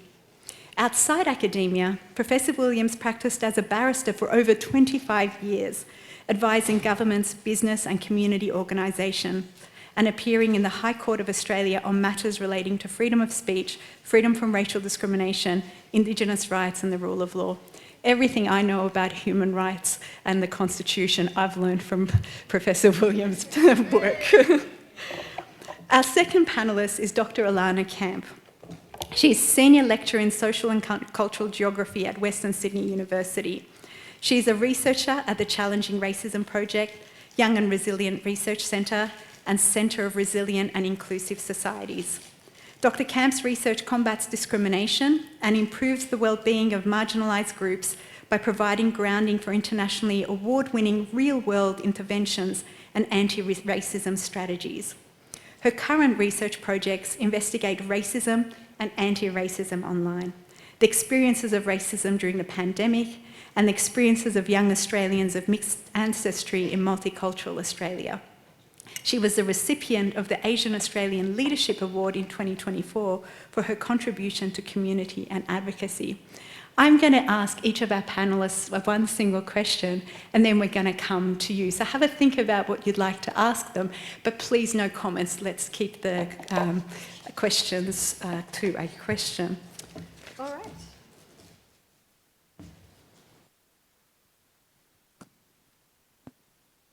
Can you hear me? Yes, fantastic. Dr. Kamp, maybe we'll start with you. This morning, the Race Discrimination Commissioner and Thomas Mayo both talked about how we have unfinished business when it comes to racism in Australia. Why do you think racism still persists in our country, and how can we remain hopeful? Thanks so much, Az.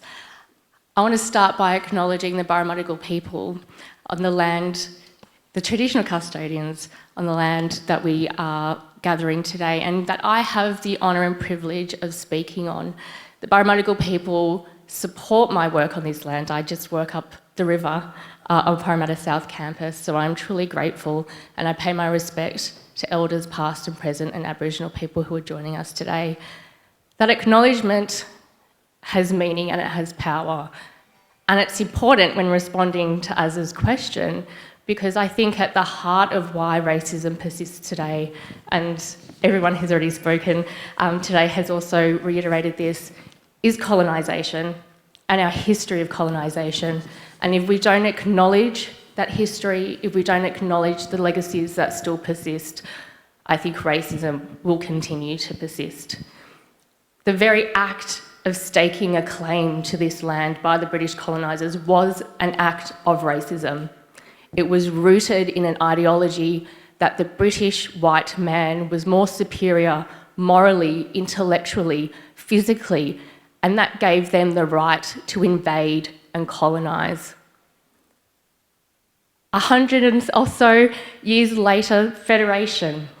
Many people don't know that the unification of the colonies was also a racist act.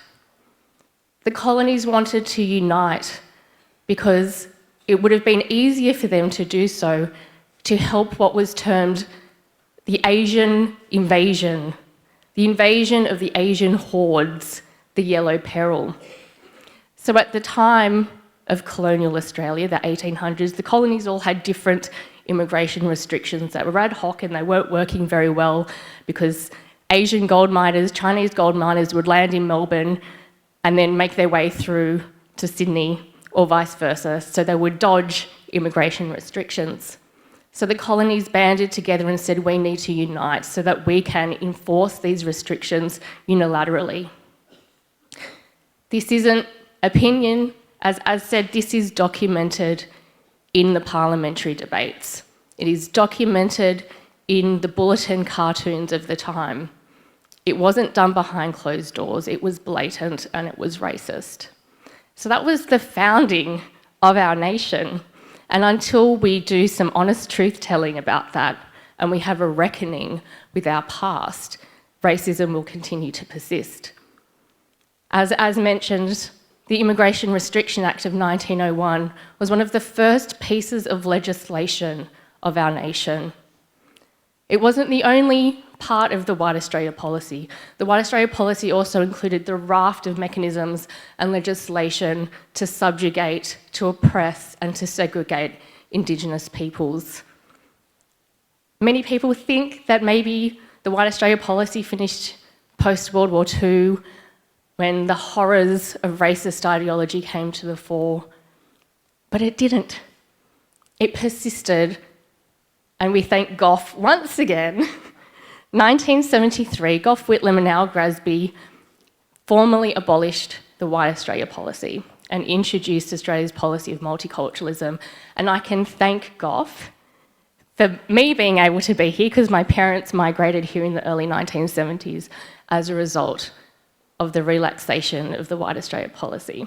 So that's, over 100 years of legislated discrimination, purposeful racism that has ingrained every part of our society, as and others have mentioned, our institutions, our legislation, our everyday lives. So again, unless we come to a reckoning and we acknowledge it, we no longer deny that history, racism will persist. And of course, it is difficult to shake that. 1973, I won't ask you to put your hands up if you were alive in 1973, but it's within some of our lifetimes, right? So yes, it's hard to shift, but we must persist. We must persist. And some of the contemporary challenges, we're seeing the legacies of this persistence of our race-based history, the misinformation that was spoken about just before, that often has a racist intent. Who do we blame for a global pandemic? One group. Who do we blame for crime rates? Who do we blame for the housing crisis? Who do we blame for unemployment? This type of information is spreading. It gets into our very core. We've got online, I'm doing research on online racism. It's pervasive, but the second half of your question, not all doom and gloom. I don't want to be doom and gloom. There is cause for hope. In our research at the Challenging Racism Project, and I want to acknowledge I've got some amazing colleagues here, Rachel Sharples, Nita Denson and Osnur Shahin, who help out, not just help out, lead with Be on the CRP. Last year, we ran a national survey of over 6,000 Australians, and that survey showed that Australians are overwhelmingly positive and optimistic regarding cultural diversity. I've got some stats. 78% of that 6,200 Australians said cultural diversity is a good thing for Australia. In some other research that the team has done down in Victoria, of over 4,500 Victorians, the majority have pro-social attitudes. They have positive interactions and they trust people with different backgrounds to themselves. 64% said that they are upset by racism and would stand up if it occurred in their family and social contexts. That drops to 50% when it's in public spaces, but we can work on that. We can work with that. Half of us will stand up in public. And going back to our national data, 83% said they're concerned with Indigenous disadvantage, 82% concerned with the treatment of asylum seekers and refugees, 75% concerned with their own experiences of racism. But I don't think that concern is a negative thing. I think we can view it positively. That concern equals acknowledgement. Acknowledgement means we have a propensity for action. We have capacity for action. And in fact, 67% said that something should be done to fight racism in Australia. So I think that does give us a huge amount of hope that we can work with. That's it. Thank you so much. What a fantastic answer. Really appreciate it.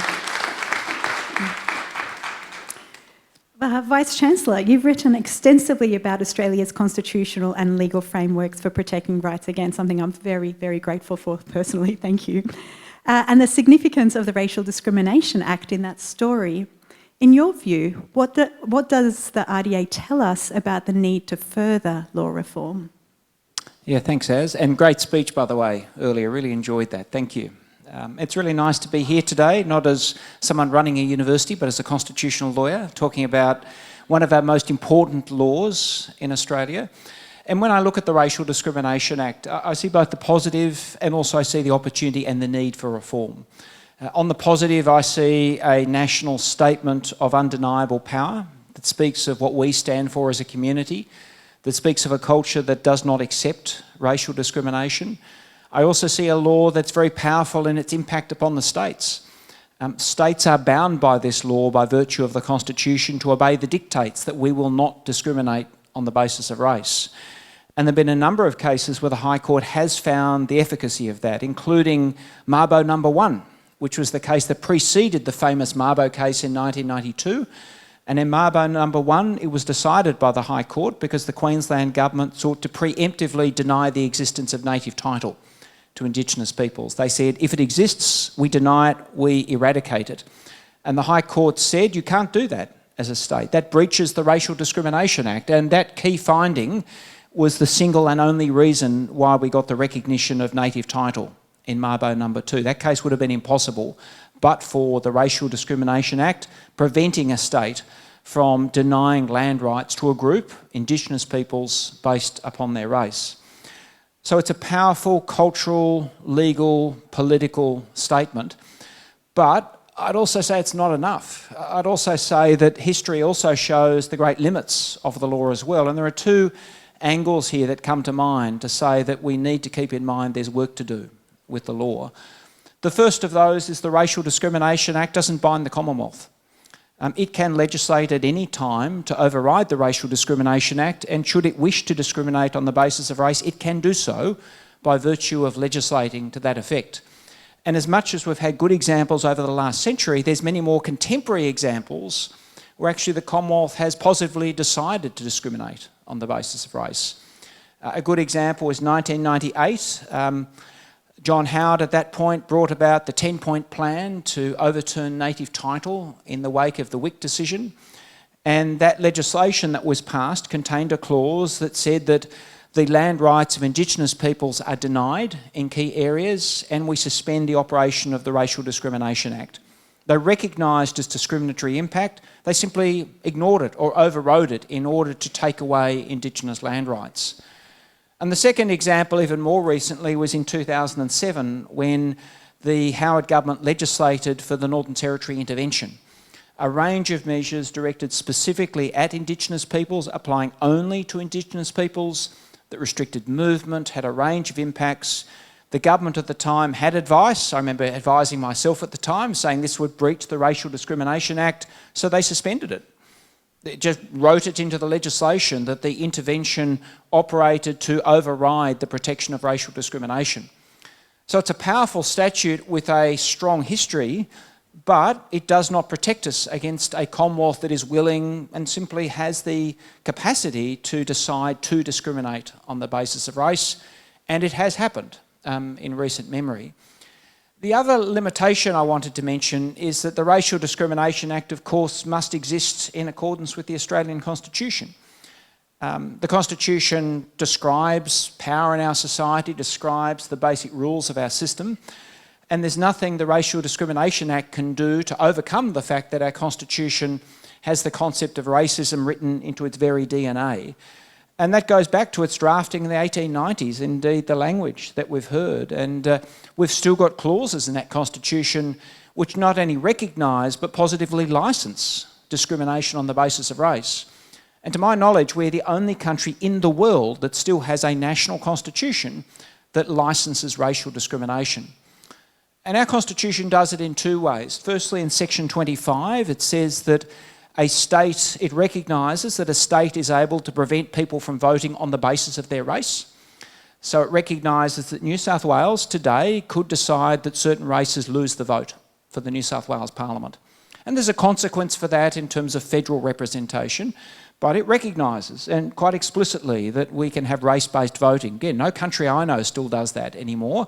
And I'm not saying it's used, but it's there, and it's a latent power that the High Court still must refer to in interpreting the Constitution. And the second clause is the race's power itself. Again, I don't know any constitution in the world that has a race's power, but we do. It is still used today, and it permits the Commonwealth to make laws for the people of any race without qualification. And it was put there in order to enable, in the words of our first Prime Minister, and I apologise for the language, but these are the words that explain why this power is here. It was put there so the Commonwealth can make laws for the coloured and inferior peoples in the Commonwealth. That power is still in our Constitution, can still be used today. And so I look at that in light of the survey evidence, which is clear Australians do not support these type of laws. We've got a job to do, and that is that, quite apart from the Racial Discrimination Act, we need a legal system, starting from the Constitution, that eradicates even the possibility of racial discrimination, let alone positively permits it. And that's a shocking thing for Australia to have today, but we do. And for me, that's very much unfinished business in making sure we have a national document that reflects our values, starting with the idea of equality and non-discrimination within the law. Thank you so much, Vice-Chancellor. Hey, your turn. If you'd like to ask our experts any questions, this is your opportunity, and we'll have roaming microphones. Thank you. My name is Sharon. Do you have any statistics or evidence to show that the elimination of racism results in greater profitability for businesses or corporations? I guess that one's for me. Definitely. Thanks, Sharon. Well, I'm sending all the law ones over to you. Thanks, Sharon. I don't have any stats off the top of my head, to be honest. What I can say is not so much in terms of the eradication of racism, because racism hasn't been eradicated, so I think it would be very difficult to get stats on that. But I can say that it has been empirically proven that diversity, cultural diversity in all its forms, gender, sexuality, disability, etc., is economically profitable for society. That has been proven. The caveat is, I don't particularly like looking at the benefits of diversity through an economic lens. Sometimes it's useful to do that when we're petitioning government or we're petitioning our institutions or our workplaces to embrace diversity and foster diversity and create safe spaces for all. It's a useful tool, but I don't think it's the end game. I think we need to look at the benefits of cultural diversity and multiculturalism from a humanity perspective and an ethical perspective, that it's just the right thing to do. So, in a nutshell, yes, there's evidence that it helps economic prosperity, but it's not the be-all and end-all. Vice-Chancellor, did you want to comment on what human rights would say to that question? I mean, I think the starting point exactly right. It's inalienable human rights is the starting point. That's the right answer. That said, I'm not adverse to using an economic argument if it gets us to the right place. And I think, it's undeniable if you look simply at removing discrimination against women, for example, the enormous positive economic impacts that has brought not just to our nation, but to our families and communities. And I don't think it's any different here, that if you look across the anti-discrimination statutes, they have a very clear and positive economic benefit by opening up employment, removing artificial barriers, and letting everyone contribute. And I would often say contributing through work is one of the most important ways that people find respect and dignity. So for me, I think I agree with what you say. It starts with the inalienable human rights, but I think there is a strong economic case to say that this, again, reflects a sort of economy in which we want to inhabit as well. Thank you very much. Next question. Thank you. Atem is my name. I work for STARTS, and my work is with refugee communities and recently arrived migrants. We talked about respect and dignity. What does that actually mean? How do I interpret respect? If someone stopped me on the street interested saying, "Where do you come from?" I don't take that as respect. I take it as someone trying to box me. But for people, it's like, I just want to know you, Nobody, I don't know anybody who stops a white person to ask, Where do you come from? I have not seen that. Maybe some white people get that, but I don't know. But my question is, in these interactions and having on top of that the Discrimination Act and the idea of respect that we talked about earlier and the idea of dignity, how do we as people who live every day and communities, interact in this space? Thank you, Artem, for that, your reflection and your question. I think it really points to what has been discussed today, that we need more than just legislation. Legislation doesn't change people's attitudes. It may not even change their behaviour. I was speaking to a school teacher earlier. Sharon, was that you earlier I was speaking to? And over tea and coffee, and she mentioned that a lot of the students in her class don't understand their rights and responsibilities. And so the RDA, sure, it exists, but do people know it exists? Do they know what their rights and responsibilities are under the Act? Is another question. But beyond that, just learning how to respect, learning how to be anti-racist is vitally important, because that's the interpersonal situations that we may find ourselves in every day, or it's the structural systemic stuff that we might need to be fighting in our everyday lives as well. So I think education is extremely important. First, in understanding what racism is, what it looks like in its variety of forms, but also how to be anti-racist as well. And education is everything, and I would say that perhaps, but I think it is. But what I really liked about your story is you had the conversation. And I think that's the answer, actually. I think progress is through those awkward conversations where we call things out, we have a discussion, we help people understand our point of view, we form a connection with people. That, for me, is the powerful bit of the community engagement, because it's through those awkward conversations, I think, we understand and get to a better place. And I would also say the understanding bit is crucial. And people may not know the Racial Discrimination Act exists, but they do know we've got a National Bill of Rights, even though we don't. And that's the larger problem in certainly legal education in this area. I mean, the polls consistently show that a majority of Australians, about 60%, think we have a National Bill of Rights. And so that really opens up some intriguing possibilities of legal protection based upon an instrument that doesn't exist. When I was in Victoria, I was chairing the Victorian process that led to the first State Bill of Rights, and I went around the state often talking to people, 140 meetings to talk about whether Victoria should have a Bill of Rights, and people would often say, no, we've got the national one. You don't need one in Victoria. It came up often, and I'd say to them, well, what's in this National Bill of Rights? And the first thing they'd say is freedom of speech. I've got that. But the next most often thing, almost always, was they could take the fifth in court. So they knew they had the protection of the Fifth Amendment to the US Constitution. And I raised that because we're talking about legal education, understanding, and so much of it is popular culture, US cop shows and the like. And that's a barrier. The conversation is the place to start, but often it ends in a point of misunderstanding, which is a big problem in terms of actually enabling people to properly have their rights protected. Thank you very much.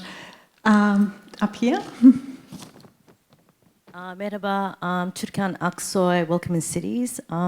First of all, it's wonderful to be on country, and it's wonderful to be amongst community that I've been sitting in the afternoon, spending this time discussing these issues.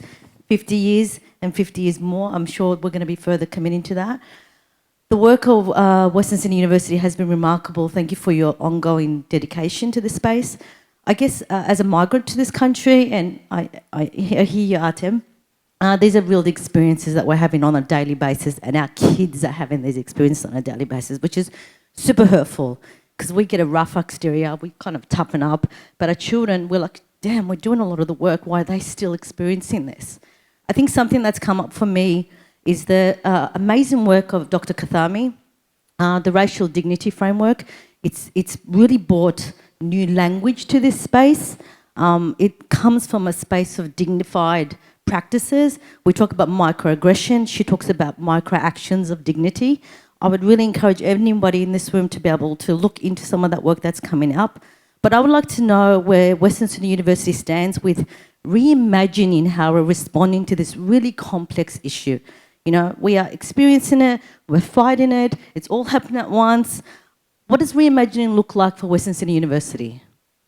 Yeah, it's a great question. And the starting point is, I think, to acknowledge the truth of what you've said. And as a leader, to acknowledge that racism is a problem in Australia. It's a problem on our campuses. It's endemic in this country. We have a lot of work to do.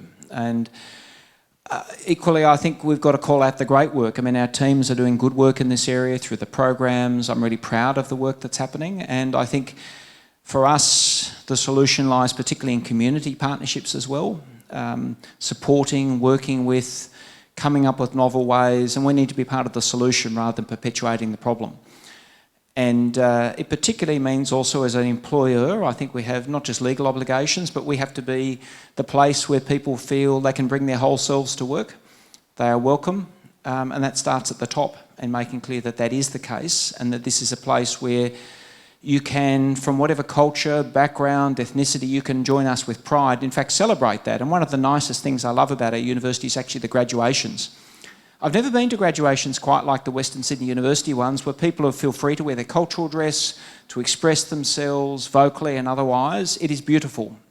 And that, I think, is part of the solution. Again, I'm a lawyer, but I'd say so much of this is about community, feeling welcome, being able to express yourself, and with pride and connection. I mean, we have more specific answers, but I suppose that's what I look for as a leader, the culture and community we're trying to create. I think for someone within the institution of Western Sydney University, I want to talk about privilege. I have a huge amount of privilege to be able to work in this space, to be able to sit up on the stage and talk about my research and my theories and my opinions. Not everybody has that privilege. So I think it's vitally important that if you do have privilege in any form, be it as an academic who can give potentially people the vocabulary to take it back to their workplaces or petition their minister or take it back to their church group or their football club, use that privilege. Use it. And privilege does shift and change depending on what context you're in. In some places you may be very, very vulnerable, in other places not so much. But I think that's where Western Sydney University, from my experience at least and from the work that I do, is that we take that privilege very seriously, and we are encouraged to do so through the community relationships we're able to build, the research that we do, the funding that we get, etc. So, yeah. Thank you very much. At the back there. Hello, I'm Vera Marinenko. I grew up in Western Sydney, and my question is in honour of my mother, who was born before World War I in Kiev, Ukraine. And she brought me here to Australia in the 50s, so I remember Whitlam in Blacktown. And when, I will ask a constitutional question. When, I can hardly bring my mouth to say it, when Pauline Hanson appeared in politics, my mother said, "That woman, no good for Australia. In Australia, everyone together. No good woman." Now, my mum's gone because she was born before World War I, but that lady is still in Parliament, and now, to my horror, she's trying to install her daughter into the Tasmanian Senate. And I'm asking, is it a bit of gerrymander that 6 senators go to Tasmania and 6 senators come to New South Wales, but the population is different? And constitutionally, do they have parliamentary privilege to open their mouths and say such racist things that would influence? Because I remember when I was an ESL teacher, when Pauline Hanson came along, and I noticed how many people were spitting at people for wearing their national dress and telling even me to go back to where I came from if they heard me speak Ukrainian. I was born in England after the war. So constitutionally, can you talk about how we can be more equal in our voting for the senators? And constitutionally, do they get away with parliamentary privilege to say racist things? Well, and yes, on parliamentary privilege, yes. It gives an absolute right to freedom of speech to politicians in Parliament, and so they can defame, discriminate, use racist language. There's no legal recourse. Of course, Parliament itself can discipline its members, should it wish to do so, but often does not. So it is the place where the Racial Discrimination Act, for example, wouldn't have any purchase on these things.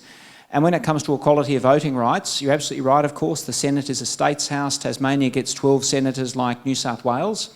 That can be changed by a referendum, but under the terms of the Constitution, Tasmania would have to agree to the change.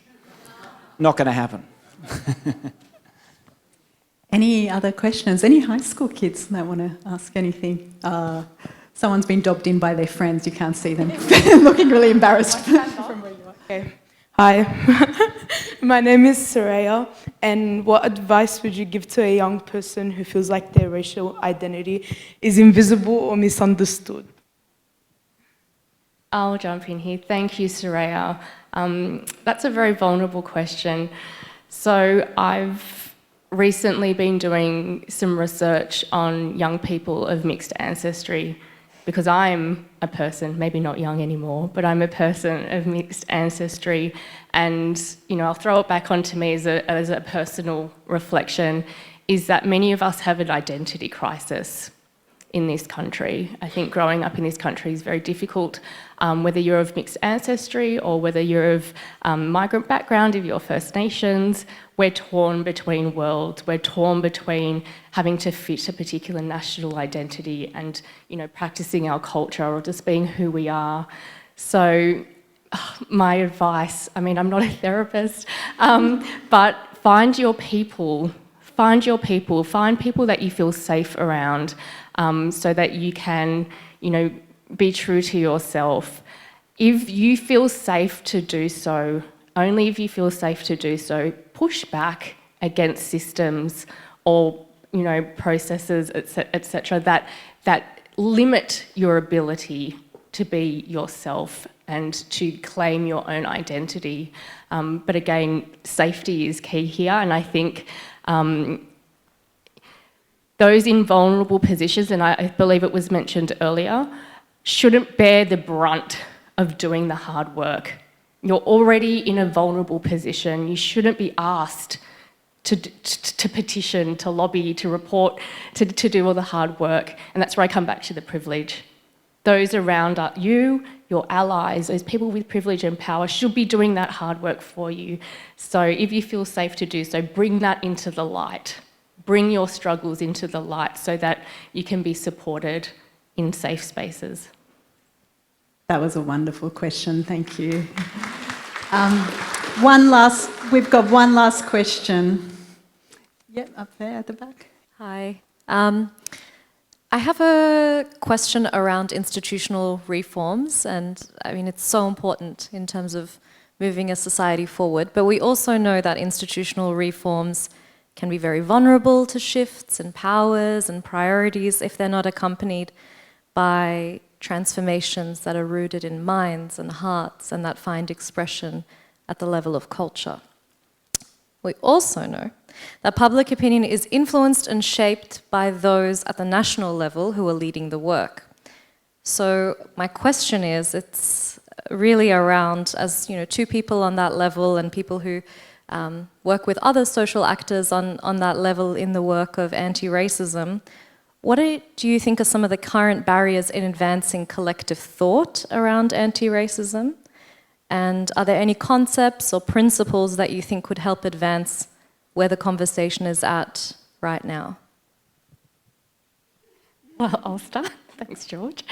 I think denial, again, it's been mentioned quite a few times today, denial of the existence of racism is key. We need to start acknowledging that racism exists in order to enact institutional reforms. And I think what we're seeing from a research perspective, and I believe the Commission will probably agree, is that at the institutional level, they often want data to support any reform. They want the numbers, they want to know what racism is occurring, how frequently it's occurring, and what impact it is having to their bottom line. So what is happening is, again, going back to the vulnerability of people who are experiencing that racism is being underreported, hugely underreported, because people may not feel safe to report the racism they're experiencing. They may not know where to go to because it's not very transparent on who to report to. There might be accessibility issues in reporting. So the numbers that we're seeing at the Commission or police reports or reports to your boss, your school teacher, your principal are much lower than what in reality, which is a scary thing to think about when we see the numbers. So I think we need to start looking at better ways to collect data. We need to make those reporting tools safe and accessible. We need to encourage, again, those with privilege, witnesses to racism to do something about it, perhaps report on someone else's behalf if they have permission. But that data piece, I think, is hugely important for institutional reform, simply because that's what is needed. It'd be lovely if institutional or legal reform was sufficient by itself. Because if it was, this would be a conference saying racial discrimination ended in this country 50 years ago. And I wouldn't have a job. I'm sorry about that, but and that's the truth of it, of course, is that but institutions and laws are just tools in a longer-term fight. And that's why the Act is so important. It provides a clear statement, a tool, but it's insufficient by itself. So for me, it's always recognising that and realising it starts with political leadership, community leadership, and a culture, most importantly, where people feel empowered to call it out, and to do so visibly and at that time. And that's, say, within our university, that's a really important thing we have to live up to. You talk about the privilege, that we have to call it out, be willing to confront it and put things in place that drive change as an institution, knowing particularly in Western Sydney, we've got work to do in those areas. And so big institutions like ours have to lead and step up. Thank you, everyone. Can you all join me in thanking our amazing panellists, Distinguished Professor George Williams and Dr. Alanna. All right.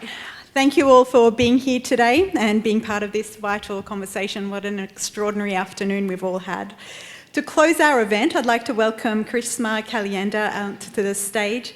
Karishma is the member for Liverpool in the New South Wales Parliament and Parliamentary Secretary for Customer Services and Digital Government, Emergency Services and Youth Justice. She's also a Whitlam Institute board member. A proud migrant from Bangalore, India, Karishma grew up in southwest Sydney and holds degrees in science and occupational therapy. Before entering state politics, she worked in youth mental health with Headspace and served as a Liverpool City Councillor. Karishma is passionate about equity, mental health and public service and is committed to building a fairer future for her diverse community. Thank you, Karishma.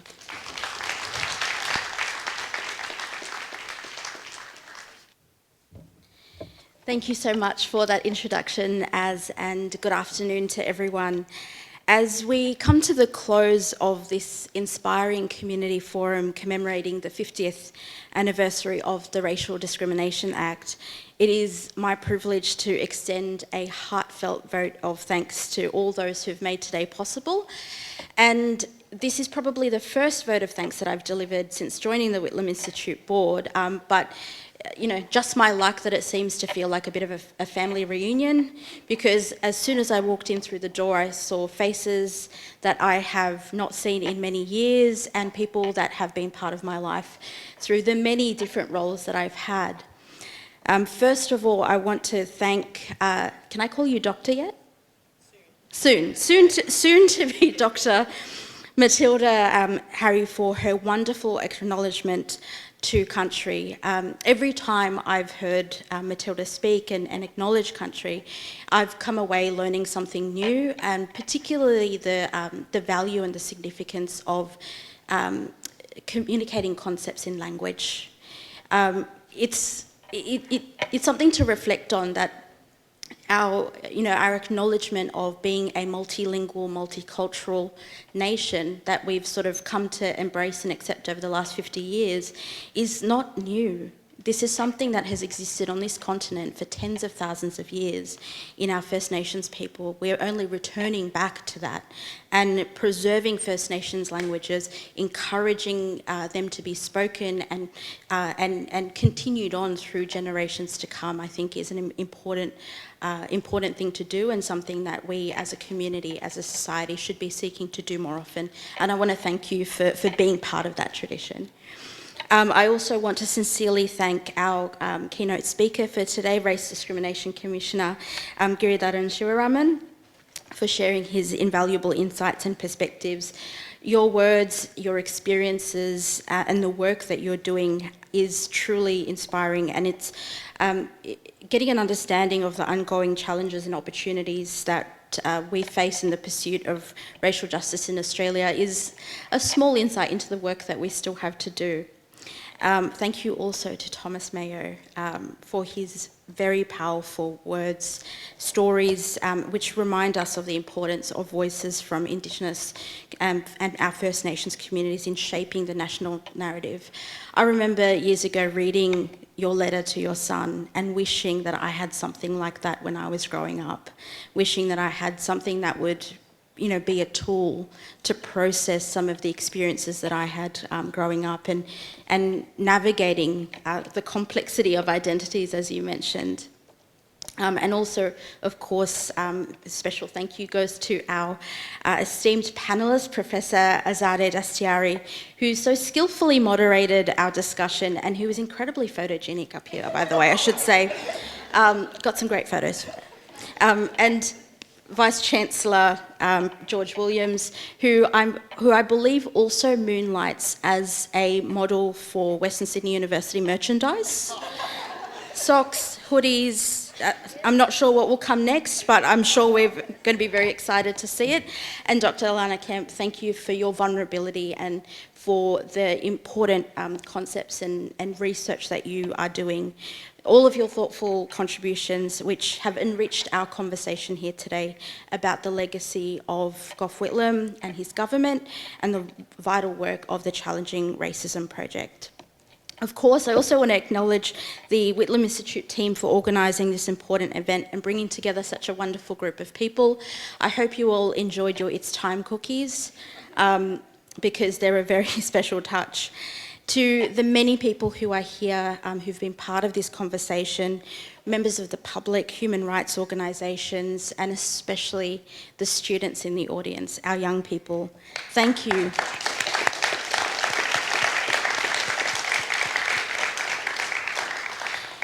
Your presence here is a powerful reminder of our journey towards racial equality continues through education, through awareness and active participation. And it's also a reminder about the evolution over generations in terms of our expectations around equity and equality. I reflect on the fact that for my parents who arrived here in the early 90s, literally in the same month as the Mabo decision, they sort of factored in a racism tax to being migrants, whereas for my generation, those of others who are their children and grandchildren, we have the audacity, as mentioned, we have the audacity to expect to be equal participants in the society that we live in, to be equally part of the decisions that are made for us, on behalf of us, and we want to be involved in those things. And I hope you all take your place in that as well. And of course, the Parramatta Town Hall staff who have hosted us in this wonderful space and have contributed behind the scenes from logistics to communications, your efforts have not gone unnoticed. So I extend that thanks to all of you who have helped behind the scenes. Lastly, I just want to reflect on the fact that as we mark 50 years since the Racial Discrimination Act came into being, throughout history, progress is often carried by those who never get to enjoy the shade of the tree that results from the seeds that they plant. And I reflect on that in light of Gough Whitlam, his contribution and the contribution of his government. The tree that he has planted has resulted in the shade of me having the audacity to become a Member of Parliament. Every day as I run down into the chamber for a division or to take my place, I see the faces of the parliaments who have come before. Very few of them look like mine. Actually, scratch that, none of them look like mine. And so I reflect on the fact that, you know, the seed or the tree that has grown from what his government planted has resulted in the shade that I enjoy and the opportunities that I can access. But 50 years ahead, there are still many structural, organisational and institutional challenges. And I share a very quick story to give a reflection of that. Last year, just over 12 months after I was elected to Parliament, I was stopped by a parliamentary constable on my way back into the chamber after an event.